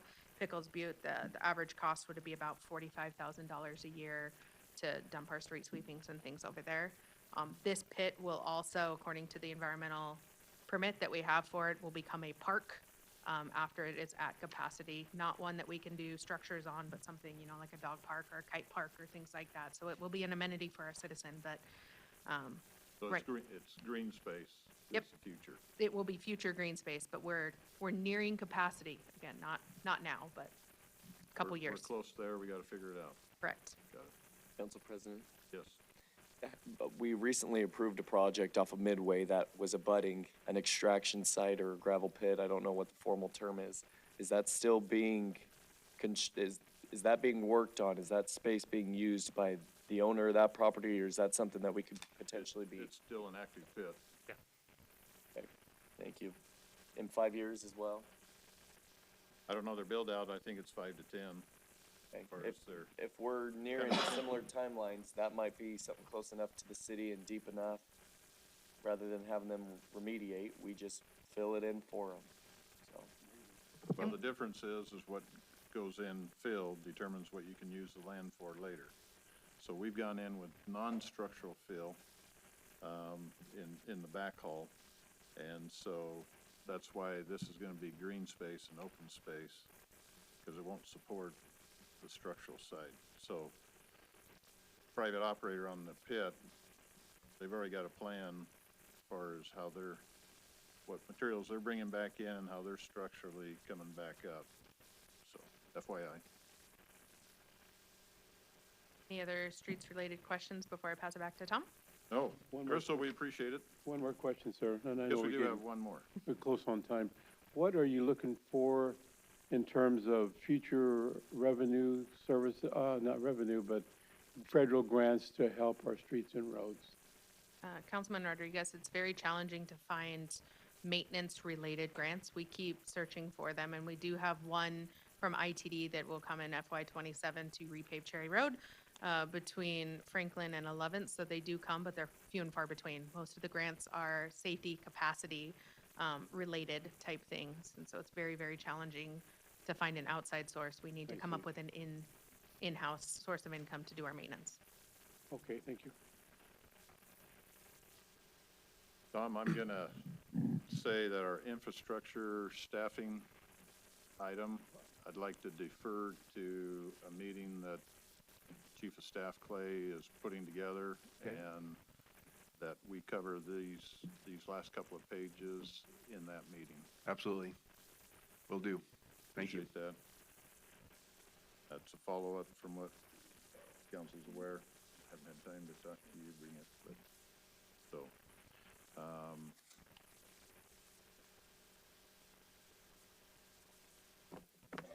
So Public Works, we appreciate the presentation, appreciate the information. We were asked to add something to the agenda today. It's, so it's listed in as, item 1-2, and we're going to, take that issue up. I'll mention to council what's happening there. Let Daniel, take the lead. And staff, you're welcome to stay, but you don't have to if you want to take a moment. If you're wanting to break, now's that moment. Otherwise, this will take probably 5 to 7, 10 minutes. So where we're at is, Daniel's been working with a party who is working on installing improvements and creating a charter school. You can see it on your screen there in front of you. It's outlined in blue. In that process, the city has identified that the applicant needs to put together a traffic impact study. And pending that traffic impact study, there's going to be improvements need to be made. As I understand, the applicant is potentially under a time constraint, wanting to open the school, and so they're proposing an agreement between the city and themselves to outline future forward. The issue is, we've done some of these things, and sometimes comes back and there's a delay, and/or the performance doesn't happen, and we're expected to still allow the facility to open. And so we need to be cognizant of what's going to be presented here, and this is a special deal. So I'm trying to just give you a quick lay of why this item showed up this morning. Daniel? Daniel Badger, City Engineer. As Council President stated, we have been working with the I can't ever say it right, charter school, Brabian, thank you. Charter school, they submitted a permit application back in March. We received the traffic impact study in April. We've gone through one round of comments. We met with them again on Monday to discuss some comments that still needed to be addressed, as well as some other items with the traffic study, and talked over some of our concerns, some of the approach, and different things with the traffic study. It was a very productive meeting. Their consultant is working on some of those revisions. They are likely to reduce some of the required improvements, though likely not to eliminate them. And so they are working on getting the permit issued so that they can get their funding allocated and get their lease with the building or purchase with the building done. Preston was able to complete the review of the agreement yesterday. We provided those comments back to the Brabian team. Their attorney came back with a request to add one additional item into the agreement that would be a clause that would allow, if city staff and Brabian were to come to an agreement on timing for some of those improvements, that they would be able to still open the school if we can come to an agreement on improvements that may not be necessary for the opening of the school. And so staff does not necessarily, where we don't know exactly what those improvements are all going to entail, that's some of the concern for staff, is just that we don't know at this point what all of those improvements will be. We recognize that without knowing that, there may be some improvements that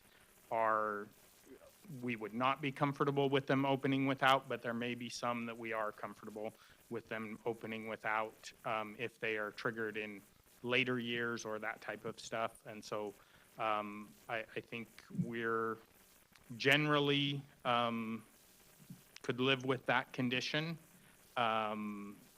with the understanding that it is, with mutual agreement from staff and Brabian on what improvements are required and aren't. And so that's the gist of the agreement. They're agreeing that they will complete the traffic study to the city's satisfaction. They will undertake those improvements. The way that it's drafted right now would be that they would have those completed prior to requesting operations in the school or a certificate of occupancy. That's as it's drafted today. They've requested some leeway in there to continue negotiations once we have a final on what those improvements would be, and as we get closer to their requested start of operations. Any questions? Well, Daniel, so from my perspective, it's a difficult, the city of Nampa wants to be cooperative and helpful. The difficulty is the city of Nampa has also been taken advantage of on other projects over the years at different times that people don't perform, and therefore they still want to occupy the facility, and then the agreement is difficult to enforce, and the performance doesn't get enforced. And the city at times has held the bag as it is, or we wonder why something didn't get finished up. Well, the people just didn't get it done. So, we understand the request, that's coming before, that, there's a need to get this done. It's part of the development. You want to open the school. We understand that. At the same time, there's got to either be a performance or payment, bond, or a letter of credit, or something that gives guarantee of some sort for those items that, so in terms of adding language to the contract, what's being asked could be, but there's got to be no different than what the city requires in other developments, some type of LC that says there's a guarantee that the improvements are going to get done and done within a particular time. Now, those are my comments, Council. Council and President. you can weigh in as you see fit or ask Daniel questions at this time. I have some questions for Daniel, if I could. This roadway, right, it's industrial on 11th, correct? It's one of the main intersections, and then what is that right there? Comstock, so the roadways that are near there are, so 11th Avenue North, and then you have Comstock here, Industrial is a little farther to the south, Ridgecrest is to the north. Those are some of the intersections that are identified in the traffic impact study currently for improvements. The reason I ask, when Amazon went in, what improvements did they apply to that roadway, adding 300 to 400 additional cars for their facility? So for the King's Commerce Center, that was the development. It was not originally slated for Amazon, the King's Commerce Center developer that came in and did that. Their traffic study identified improvements at Comstock. In out years, the city collected payment in lieu of construction for that. Pending approval of this, the final traffic study, that may be the solution there at Comstock and 11th, but we don't know that yet until we see the actual triggers for that their traffic study identifies. Because I think there's a lot of, the school could be a factor of the traffic. I think the golf course, Amazon, there's a lot of other factors that are causing significant traffic to that school. Obviously, having potentially 400 to 600 students starting in the fall might have an impact, but from my perspective, this is something that I would like to see opening in the fall, knowing and speaking to some of these families that are wanting to attend. So if the terms are agreeable on Preston's end and their legal's end, I'd even be willing to make a motion to add that language subject to all legal parties' final review. I'd like to see movement happen on this today. Council President, Yes. if I could talk to, I think it's Greg or Miguel, one of the two, or yes, Brandon? Thank you, Council President. Councilmember Rodriguez, for the record, my name is Brandon Dearest. I'm the head of school and sport for Bryan Academy. It's Bra-Bi-On. It's hard to say, but For Brian, is that how you there we say go. it? You got it. Oh, cool. I know your attorney filed a different addendum to the information agreement, and what President Council Bills had just mentioned. On behalf of the school, are you willing to give better direction for the city of Napa on 11th Avenue North? Mr. Council President, Councilmember Rodriguez, there's a couple of factors that we need to consider when we're looking at kind of what that agreement might look like.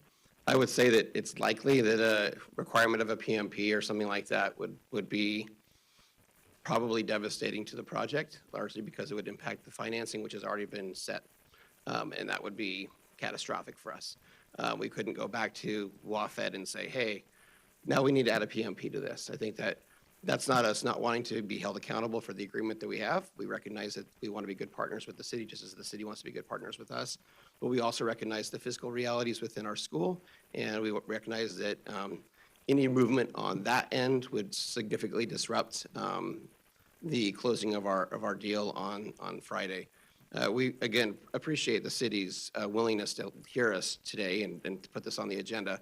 We do have significant demand, but we also have a lot of busing that happens. And I would point out that, you know, the analysis that we're going to provide to city staff, and we do appreciate Mr. Badger and his work on this, we're actually going to see a net reduction in traffic compared to the most recent occupancy use. And so, you know, because of the way our system is created, the way our school is created, we use something called reinforcement days where kids K through 6 can choose to home learn every other day. We're getting over 100 families or homeschool families in Nampa to attend our school. We hear a lot at the statewide level about the need to be able to bring people back into the public education system, and that's what we're accomplishing. And those families still want to be able to home learn part of the time. And so, not to belabor your point, council member, but I would just say, it's not that we don't want to be held accountable. We also don't want to do something that would, you know, basically eliminate the ability for this project to go forward. This is a great piece of real estate. We're trying to develop it so it serves the community better. And we want to be good partners with the city where we've continued to try to press into that direction, and I can make the commitment for myself and for the rest of our team, our Chairman DeLuna, Dr. Wiles, and others, that we are committed to doing that. Basically is, you can't commit without knowing what we're going to commit you to. Correct. Yeah. Yeah. Okay. I mean, we're willing to, I think that at the end of the day, Council President, Councilmember Rodriguez, I think at the end of the day, I think the mitigations are going to be limited. I do think that there's, you know, been conversations about some more expansive ones, but I think that once the analysis is actually completed and you look at the real numbers, we've got real registrations where parents have had to say, this is how I plan to transfer my kid to school. This is what we're trying to do. We've got 30% of our students are low income. They're free, and that's for a charter school is a very, very high number. We've got a disproportionate number who want to use busing. Those two things tend to go together. And we're trying to provide access, especially for families in South Nampa, who frankly nobody tends to care about. And we're trying to give them something that their families themselves couldn't afford. And, you know, getting access to some of the things that we've done. I mean, yesterday we announced we had a partnership with Adidas of America. I mean, they came in, they're investing in our school. That doesn't happen. Like, the amazing things that are happening with the school. We got Dr. Wiles. I mean, what a phenomenal pickup that is. We've got just a great team, and we've got a lot of families who are interested. We still have 200+ students on our wait list as of today. This is going to put Nampa on the map. This is going to do something that is going to be unique for Nampa, so. We understand the school is a great thing. Yeah. We don't need a sales pitch on the school. Okay? I love selling my We- school, we- Mr. we Council understand- President. We understand all that. Thank you. The issue is, you have a line of sight issue. When you come over that freeway headed south, you can't see, you come up and over, and now we're at a school. Whether there's buses trying to get in and out, whether there's parents trying to drop off, it's important to us from a city point of view, wearing the city hat, it's important for this traffic study to get completed. The other part is to make sure that we have an understanding. What the traffic study says, that we're not saying, golly gee whiz, we don't have funding, golly gee whiz, let us open, and yeah, we understand there's problems, but we want to go ahead and open anyways, and somebody takes a hit. And that's my concern. And so I want to make sure that we have a safe site access in and out because of the topography. I've used the road for years. And I just, all of a sudden, hey, you're entering a school zone. Is that sign on the other side of the freeway where you can't see? So you know what's coming. Hopefully that TIS is going to point out those issues to us. And Council President, if I could respond just briefly. Yes. I completely agree. We recognize that the city has a vested interest in making sure that we just listened to a presentation from Crystal related to your traffic, and that being the number one thing you guys hear about. And so I'm very sensitive to that. One of the things she said is that she likes the innovative notion of how the school is going, but we want to be partners with the city. We've already started with the traffic impact study. It's basically finished. We're just revising some final comments, which we'll provide back to Mr. Badger and the rest of the staff, I believe probably today. And again, we're not saying that we don't want to be held accountable, and we're happy to have that in the agreement that we sign, that we will take on, that fiscal responsibility to make sure that that's not passed on to the Nampa taxpayer. We recognize that would be unfair to them, and we want to make sure that we're being good stewards of the public trust that we've been given, just as you've got to be good stewards of the public trust that you've been given in your leadership positions. And so, to the extent that the city attorney is able to make sure that that's delineated clearly within the agreement, that we will take care of that. Obviously, we've got budget margin that we build in, and those things could be addressed over time to make sure that they're taking place. Obviously, it's not going to be, I don't believe it's an immediate term issue. Like, we're not talking about on day one. We're talking about maybe on start of year 3. And that gives us time to build up a reserve so we can pay those things out of our cash flow. Yeah, and not, until we have that TIS, we don't know what the requirements are. Correct. So what I'm trying to come down and avoid, because I've been there, is you're ready to open the school, you have whatever number of students forthcoming, and there's issues on traffic and life safety that we're being asked to waive that may be a potential issue, or are sitting there on the punch list, hey, you need this, and guaranteed that each of you will have letters going to council, you need to waive this. And there's a point of things that we can do to waive, but when it comes to public safety, it's not a waiver. It's not a, oh gee whiz, it's okay to put those issues off. And as soon as we have a bus accident, somebody gets hurt, et cetera, well, why did the city council waive that requirement? So I'm not trying to be tough. I'm trying to make sure that we have the lay of the land and understand you have obligations, but we as well have to have obligations. We want it to go forward. It's just that this is a rush deal, and candidly, I see it coming forward that in 60 to 70 days, it's going to be, yep, here's what we got to do, but that's going to take us for another 6 months, a year to get that done. And there's going to be a question mark whether we've got a safety issue on 11th Avenue North turning into your site. And I appreciate that, Council President. I would say that we're not going to have any pedestrian traffic that is going to be prohibited at our program because we recognize just the You'll have nature. parent drop-off, right? We will have, but we'll have coordinated teams to make sure that that happens efficiently inside of our, within the large queuing area that our parking lot has. If you were to look how deep that parking lot goes, it allows us to double stack for a considerable distance. So we get cars off the roadway and out of the way. There's also that nice cul-de-sac that we connect onto that allows us to also get cars off the main roadway. And so we would, I appreciate where you're coming from. I completely agree. And we want to make sure that we're good partners with the city as well, and we're committing to do that. We're not asking for special dispensation. We're just asking for the ability to continue to work through the process, recognizing that improvements can take time, but also recognizing the benefit to the community that we're trying to provide to them while maintaining making sure that taxpayers in Nampa are made whole. I'm going to ask a question of Crystal. For a school to open, what is the requirement as far as any type of warning signs being installed ahead of time? Does that come under the TIS, or is that under streets? Who installs those signs that traffic knows they're entering a school zone and so forth? Is the school doing that, or are we as a city doing that? Council President, they have not at this point proposed a school zone adjacent to the school there. If they do, and that is approved, they would be responsible to install the infrastructure for that. And we maintain those after they go in, but the school would be responsible to install that infrastructure. Council President, have they intended that, or expressed that they're intending to apply for a school zone in that area? Has that come up in your Their conversations? traffic study at this point has not addressed that, to request that.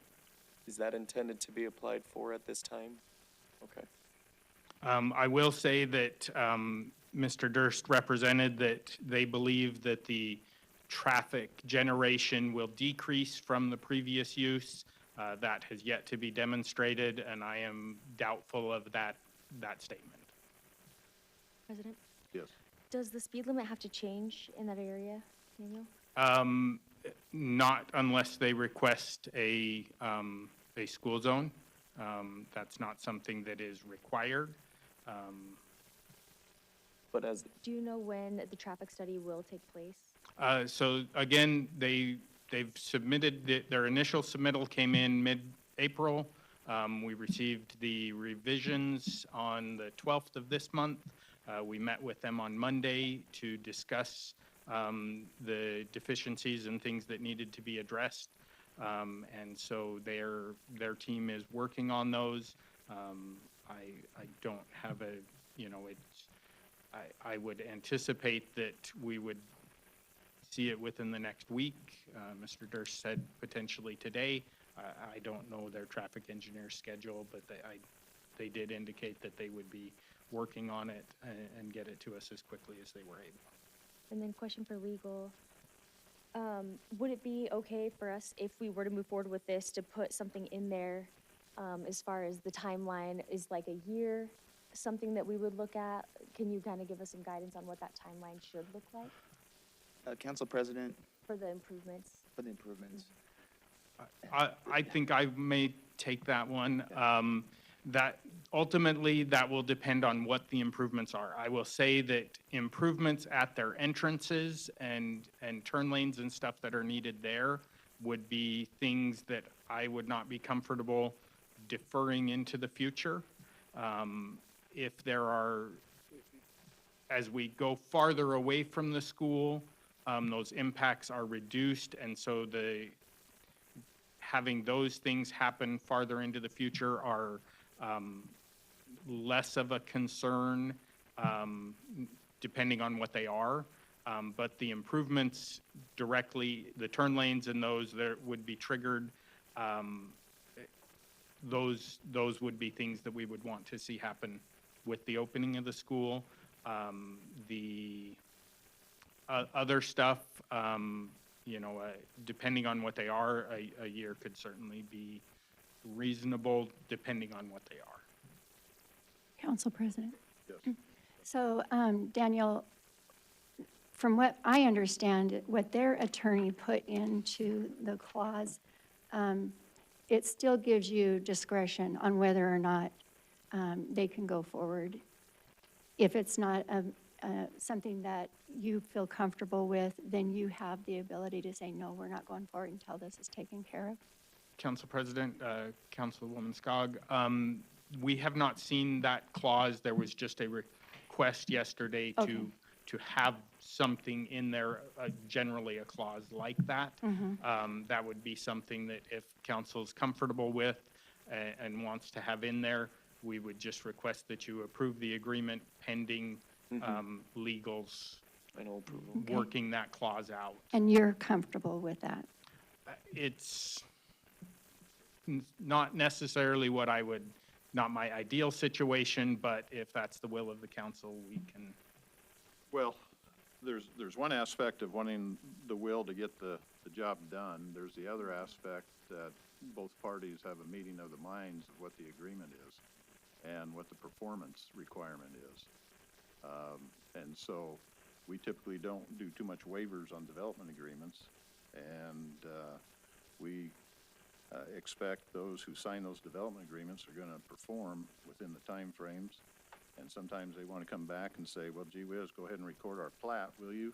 So that we can get moving forward building houses, even though we haven't put all the improvements in. So it's not this issue alone, it's what is our standard. And our standard is we have agreements, we have responsibilities on both sides of the parties. And we need to make sure, because I understand squeeze play and I understand what's going to happen in 60, 70 days, that you're going to want to open, and those improvements are not going to be there. And there's going to be a political pressure coming to this council to waive and to do something that puts the city at liability. That's my concern. I want to make sure that it's understood. I mean, so I just think we got to get that traffic study. And as far as signing a document yet, I mean, this is to authorize me to sign a mitigation agreement, traffic impact mitigation agreement, which means we're basically waiving or giving you time. And we don't know the details yet because we don't have the TIS yet. We do not have a completed TIS, correct? Council President, Yes. I would like to make a motion, if I could, unless that's out of order at this time. Well, I'm not sure what we're making a motion for yet. My To motion, authorize me to sign an agreement that we don't even have the agreement yet. no, my I motion. haven't read the agreement. Let me ask a question. So, Preston, have you read the agreement? Council President, I have. And if I may just add some context to this, I think you hit it right on the head. There's kind of a three-headed nature here. You have a technical safety side with engineering, there's a legal side, and there's a political angle to this as well. And those all have to triangulate together. What I'm hearing when I draft an agreement is what is the technical safety side concerns? What are the political concerns? And then legally try to thread those all together in a way that protects the city, the transaction, and hopefully a successful transaction for both parties. I've been getting a lot of feedback from engineering and safety, and to the extent possible, maximizing the concerns that Daniel has vocalized to me. And then there's other political concerns that this council is discussing and working through right now. So yes, there's been red line revisions, but there's not a magic wand to just make all the things, come to fruition easily. But in short, yes, I've reviewed it, sent some revisions back, but there would still be more back and forth required, not to mention the safety and political concerns that are being fleshed out right now. So if we don't have an agreement that we've been able to read, and we're making a motion to approve subject to, then that puts the onus on me and Daniel and Preston to then have to continue to follow through without council physically reading or seeing the document that we're instituting. So If a motion is made that says subject to legal approval by all parties, does all parties mean yourself and the legal counsel for the school, or can council see that final draft that y'all do and we're the third and final party? Yeah, if I may, Council President, it's an atypical and unusual practice, right, to leave a contract open-ended like this. It's happened in some rare instances when the intent was very clear, the understanding was clear, there weren't major obstacles. It was more of just getting it forward in a timely, efficient manner. This one does have some unanswered questions, and what I'm hearing today is maybe some real concerns that need to be worked through. So this would be atypical to leave it open-ended like that. As you know, our typical practice is we have a finished, boiled, agreed-upon contract presented to you for approval. okay, so what's driving this time frame? You're closing Friday? I would just address that in two ways. First is, we've agreed to all the red line changes that the city attorney provided, so we are ready to effectuate an agreement with the additional clause that we suggested related to the opportunity for TCO. We're just looking for a single line from the city attorney. He can get that done in the next 15 minutes. We're happy to sign off on it. We've already signed up, we've already agreed. Council President, if I may, We're not doing a rush deal. I understand, I understand, but we've already agreed to we've already agreed to the city's requested changes. So we don't need more back and forth for us. We're happy to accept whatever the city provides and again, we just asked for an additional clause. But to answer your question, the reason is because we need to close by the 22nd. It takes 3 days to close it takes 2 days, 48 hours roughly to close a bond. Our PSA expires on Friday. We've already had to delay it twice. We've already had to extend it twice. The seller's not willing to extend it again. That's, without a permit in hand, we can't proceed. Every other review from the city has come back and approved the plan is submitted. Engineering is the last place that we're stuck. That's frankly, Council President, that is the crux of the urgency for us. But we're happy to sign off if the city attorney can put together a clause that, allows us to still have a TCO at some point. We're happy to sign off on all the other revisions that he's already provided to us. What's a TCO? A temporary occupancy. Thank you. Because Mr. President, there may be mitigations that are not safety issues. We recognize there may be things we need to do before we open, respecting what Mr. Badger is saying. But there may be things you say, hey, you've got to do this. Well, we couldn't even get civil engineering done in 3 months for those things, right? So that would be a practical impossibility, but we want to make sure that we still have a good faith effort to have those done at a time certain.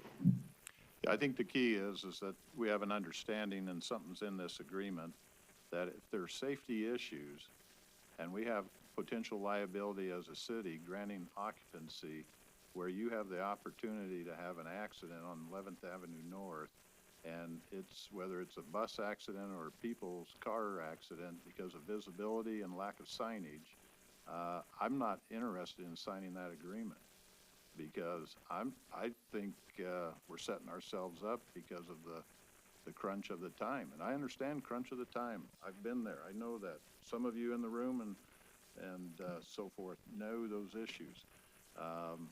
So I just think it's wise. We have another meeting tomorrow. It's going to be a lively one. I guess I was trying to get it done today and to avoid tomorrow, but at this point, I think there needs to be a little bit of time yet today to be able to finalize agreements. If the agreements aren't ready to go, I have a as far as question. voting, and defer a vote till tomorrow, give time to know what the agreement is. Council President, I have a question here, and I think it's to legal or to Daniel. The city approved that building, whatever it's called, years ago. And it had the same safety issues, if there's any at all. What changed now because of The occupancy, is that why it is. okay. A school has a whole different, you got a different set of traffic coming to that facility than you Okay. do employee in and out and shipping in and out. Okay. Never mind, Danny. That's my perspective. Oh, In addition, obviously, there's been general increase in traffic. That building, Zilog, that's the original Zilog building. The Zilog closed its operations in 2004. I'll be honest, I don't remember when it was built, prior to me being here at the city. And so, you know, standards have changed significantly from when that building was put in, as well as as Council President said, there is a significant difference in the type of traffic and traffic patterns that would be between those types of businesses. Okay, so Council President, would there be an issue for us to give them a nod, an okay, pending modification completion within a certain time frame? Part of it is knowing what that traffic impact study says. Well, that's what we're looking at right now. So, but apparently we don't want to stop their funding by us not wanting to continue. That's where I'm at. They can close on the property. There's not a problem with you closing on the property, correct? Oh, you can So, close on the property. They have What we're indicated. discussing today is only giving you comfort as far as closing on the property. You can't close? We don't have action this morning, we can't close. And that's because without a permit in hand, this is, Council President, that's why we're here, and that's why we got so many people here. If we don't have a permit in hand this afternoon or later this morning, our PSA will expire, the bond will fail, and we will not have a school. So respectfully, waiting till tomorrow doesn't do us any good either. So the 11:58 hour is our problem. Is that No, it's not correct? your problem. It's not your problem, Council President.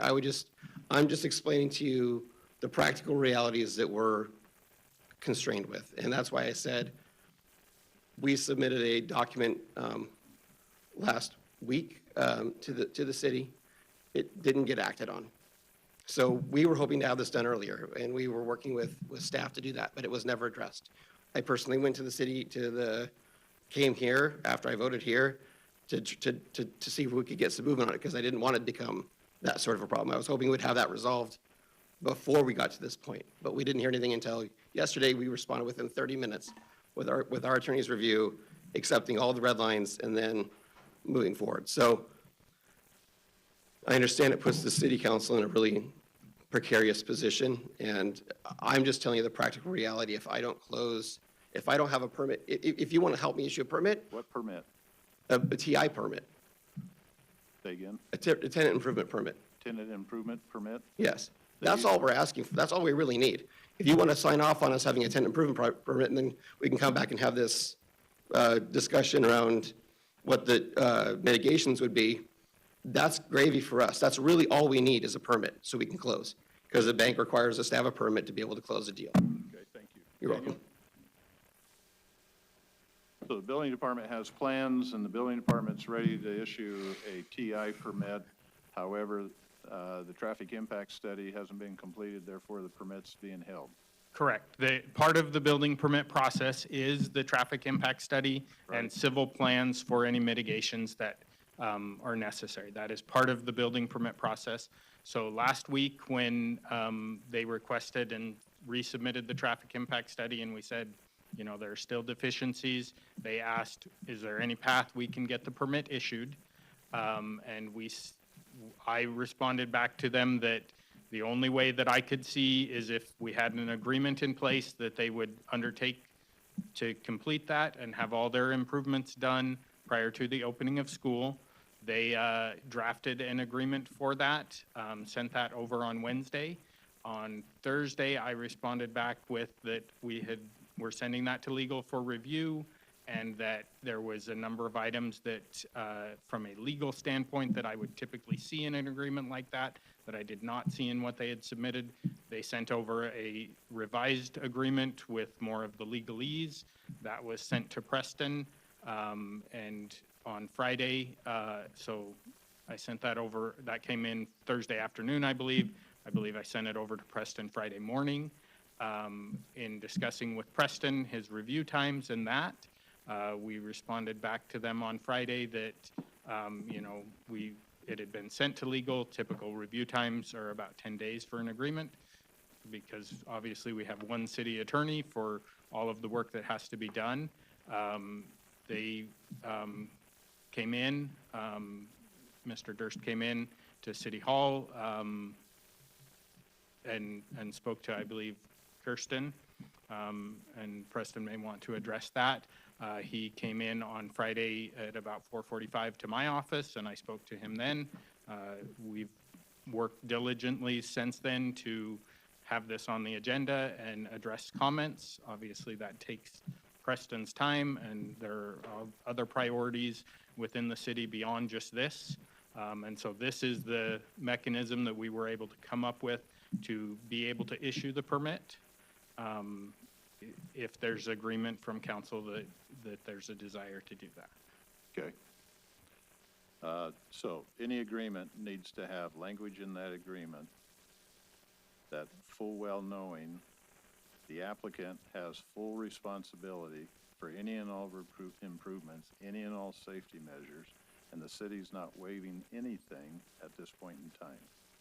I won't sign anything without the coverage and the understanding. And it's not to be hard or difficult. It's so that we have a good understanding that in 20 days, 30 days, 40 days, you go to occupy and things aren't done and there's liability potential back to the city. I don't want to have a crowd here saying, open our school. Why won't you open our school? And I just want to make sure that we have clear direction forward.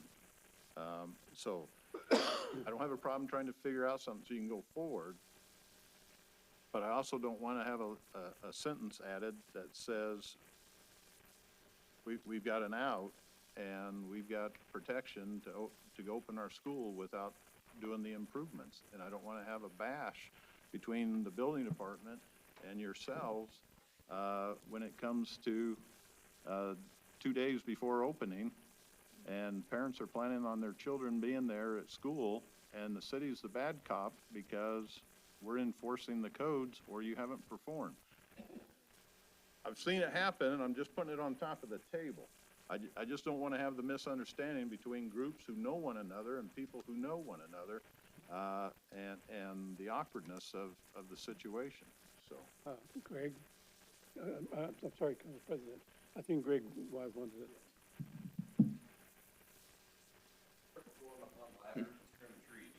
Yes. Been there, done that. Council President, if I may, just as a follow-up to your point, I think all those points can be addressed. And to Daniel's comments there, just to offer some clarification. The city has worked diligently, with all due respect. We understand that there's a time urgency here, but any characterization that somehow this sat on our lap and we were waiting or somehow a delay just has to be cleared. I was told by my paralegal that on Friday afternoon, when the representative from the academy came, there was a urgent demand that we act immediately. And when it was clarified that that can't happen right this second, the response, with all due respect, was pretty rude and loud and unprofessional. And that's not acceptable to help a city help you. This has to be a two-way agreement. Obviously, we're going to work as diligently as possible. But I just want to clarify that. My primary outside legal counsel is unavailable this week too, so we've been kind of short-staffed. But I think we've been working as diligently as possible.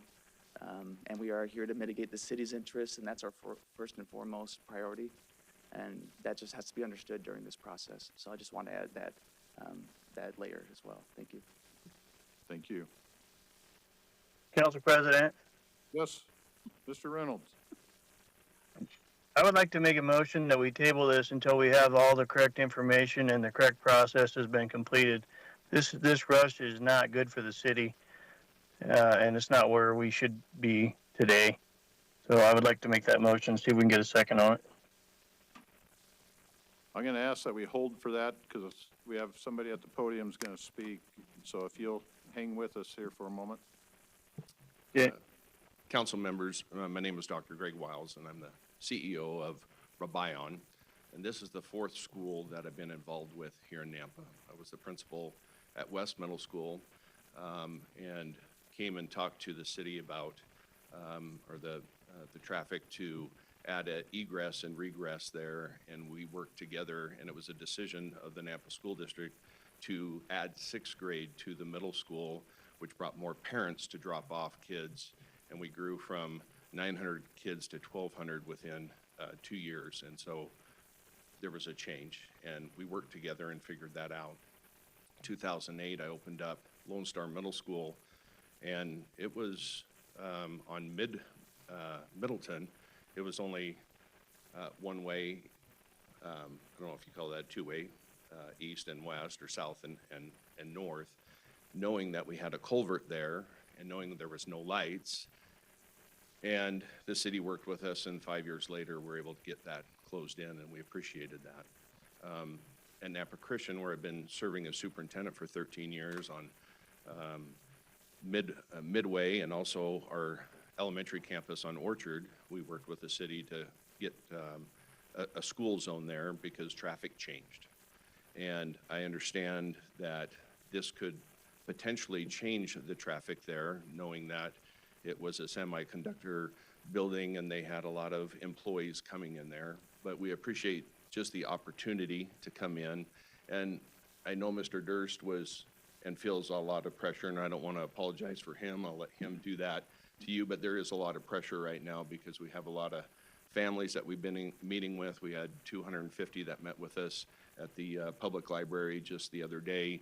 I've never been involved in opening a school from ground zero, and there's a lot there. So we have a lot of pressure with these families and with the staff that we've been hiring, and we appreciate you looking at this, and we will do whatever we can do to help with that process. So thank you for giving me this time. Yes, sir. Council So- President. Oh. The question mark is where are we at on the agreement? Council President, we received a draft, as Daniel noted, Friday afternoon, reviewed that, sent red lines back, addressing some of these concerns, given the kind of the pressure cooker situation that this is. I understand there may be some revisions for Daniel. Their legal counsel wanted to add, what was that sentence again? Yeah, that would allow a little more discretion for Daniel, and I give a lot of deference in this situation to Daniel, and lean on his input for this scenario. And Daniel, I think, is going to speak to that conversation. So the agreement, Mr. Durst is correct. They said they were good with the agreement with just the request to add some discretion on and we could craft that to be specifically non-safety related concerns for being able to extend that time frame beyond school opening. If that clause is crafted such that it is not that they have to be specifically non-safety related. That's something that I think we can work with if that's the will of the council.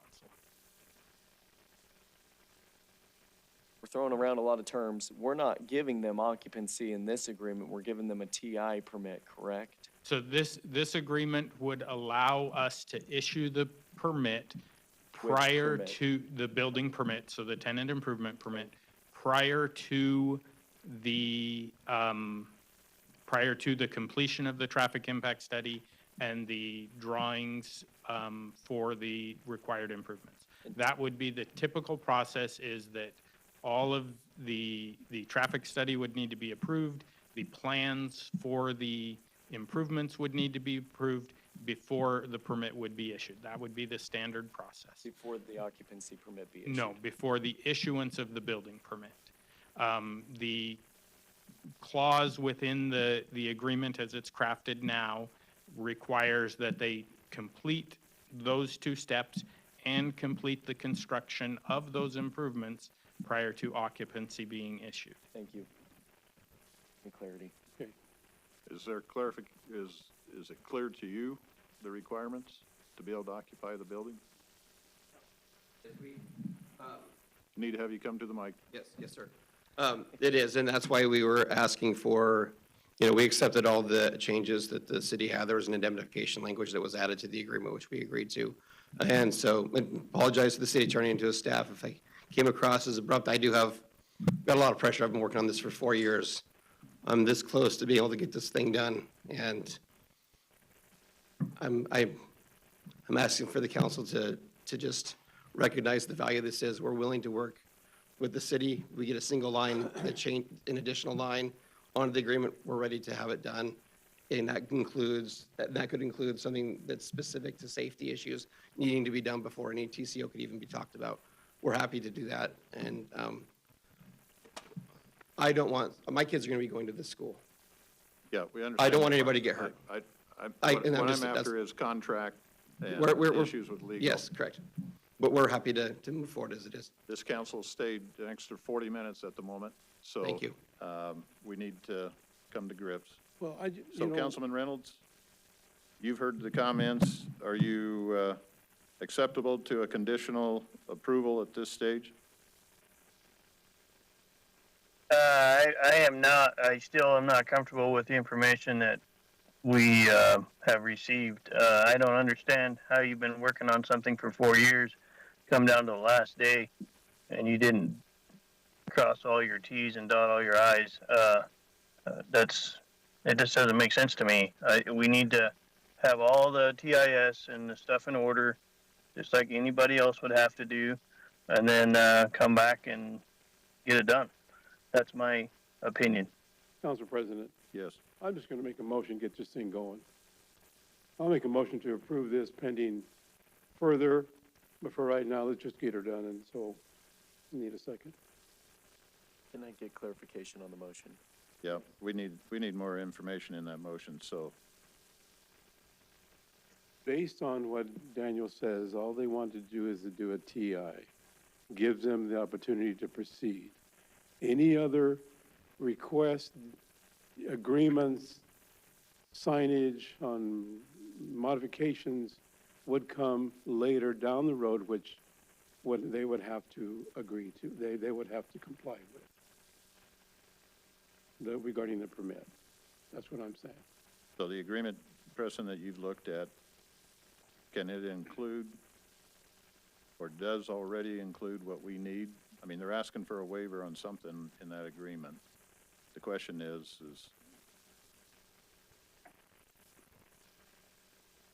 The question, we need it or don't need that waiver?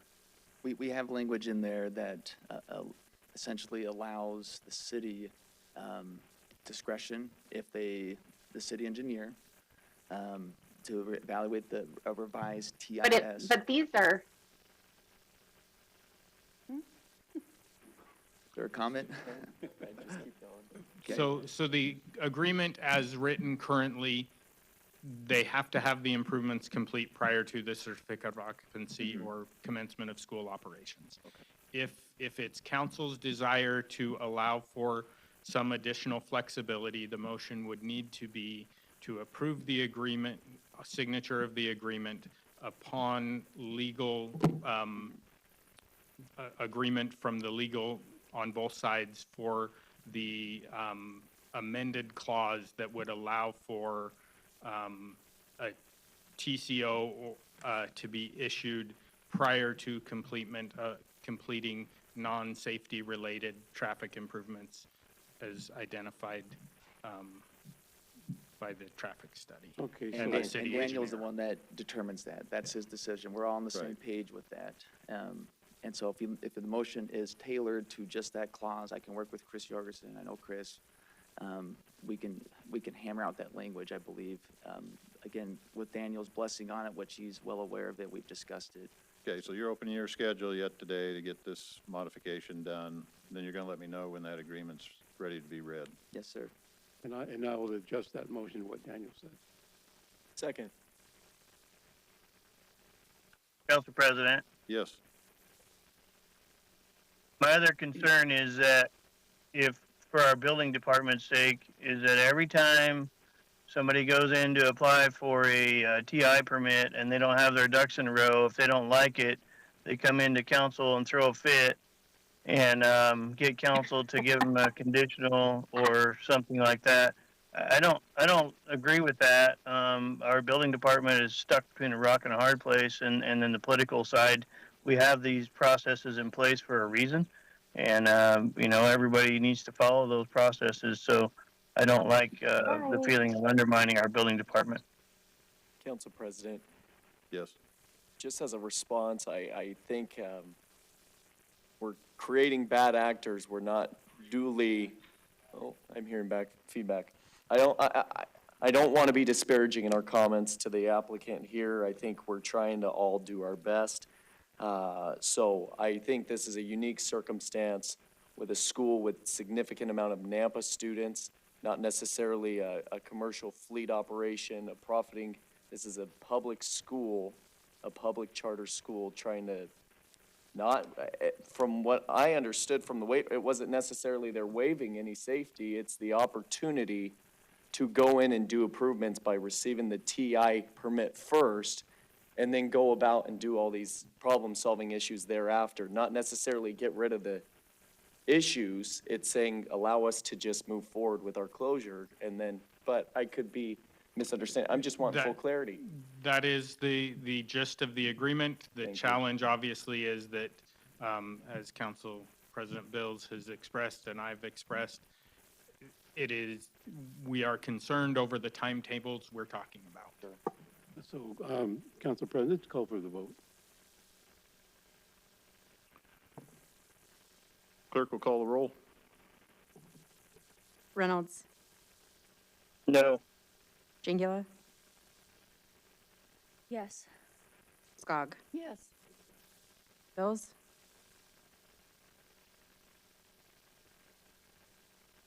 No. Rodriguez, Yes? Griffin. Yes. Motion carries. So, motion passed. Let's work together to get things done. But if you're in here the next time, and we've got 2 hours, or we're under crunch because you want to open and you got parents showing up the following morning, performance is proof in the pudding, right? So, we want to be accommodating, we want to help. The city of Nampa's done an excellent job for both private and public type projects on that, but the squeeze play is not going to be appreciated in 60, 70 days when you want to occupy that facility if things aren't done. So please just be advised, it's not heavy-handedness on our part. There is a responsibility. I've been through plenty of applications in the 30 years on building permits and land development. And so I well know, I've been at the desk of the building department upset. So I've been on both sides of the equation, but this one, for some reason, why it's delayed and now it's seemingly our issue, we're trying to help. So I just want to make sure we're kind of trying to stay on the same page. Preston, you'll need to let me know. You're opening your schedule. You'll let me know when we got an agreement. Sounds like Mr. Durst needs an agreement in order to go to closing, so. Thank you.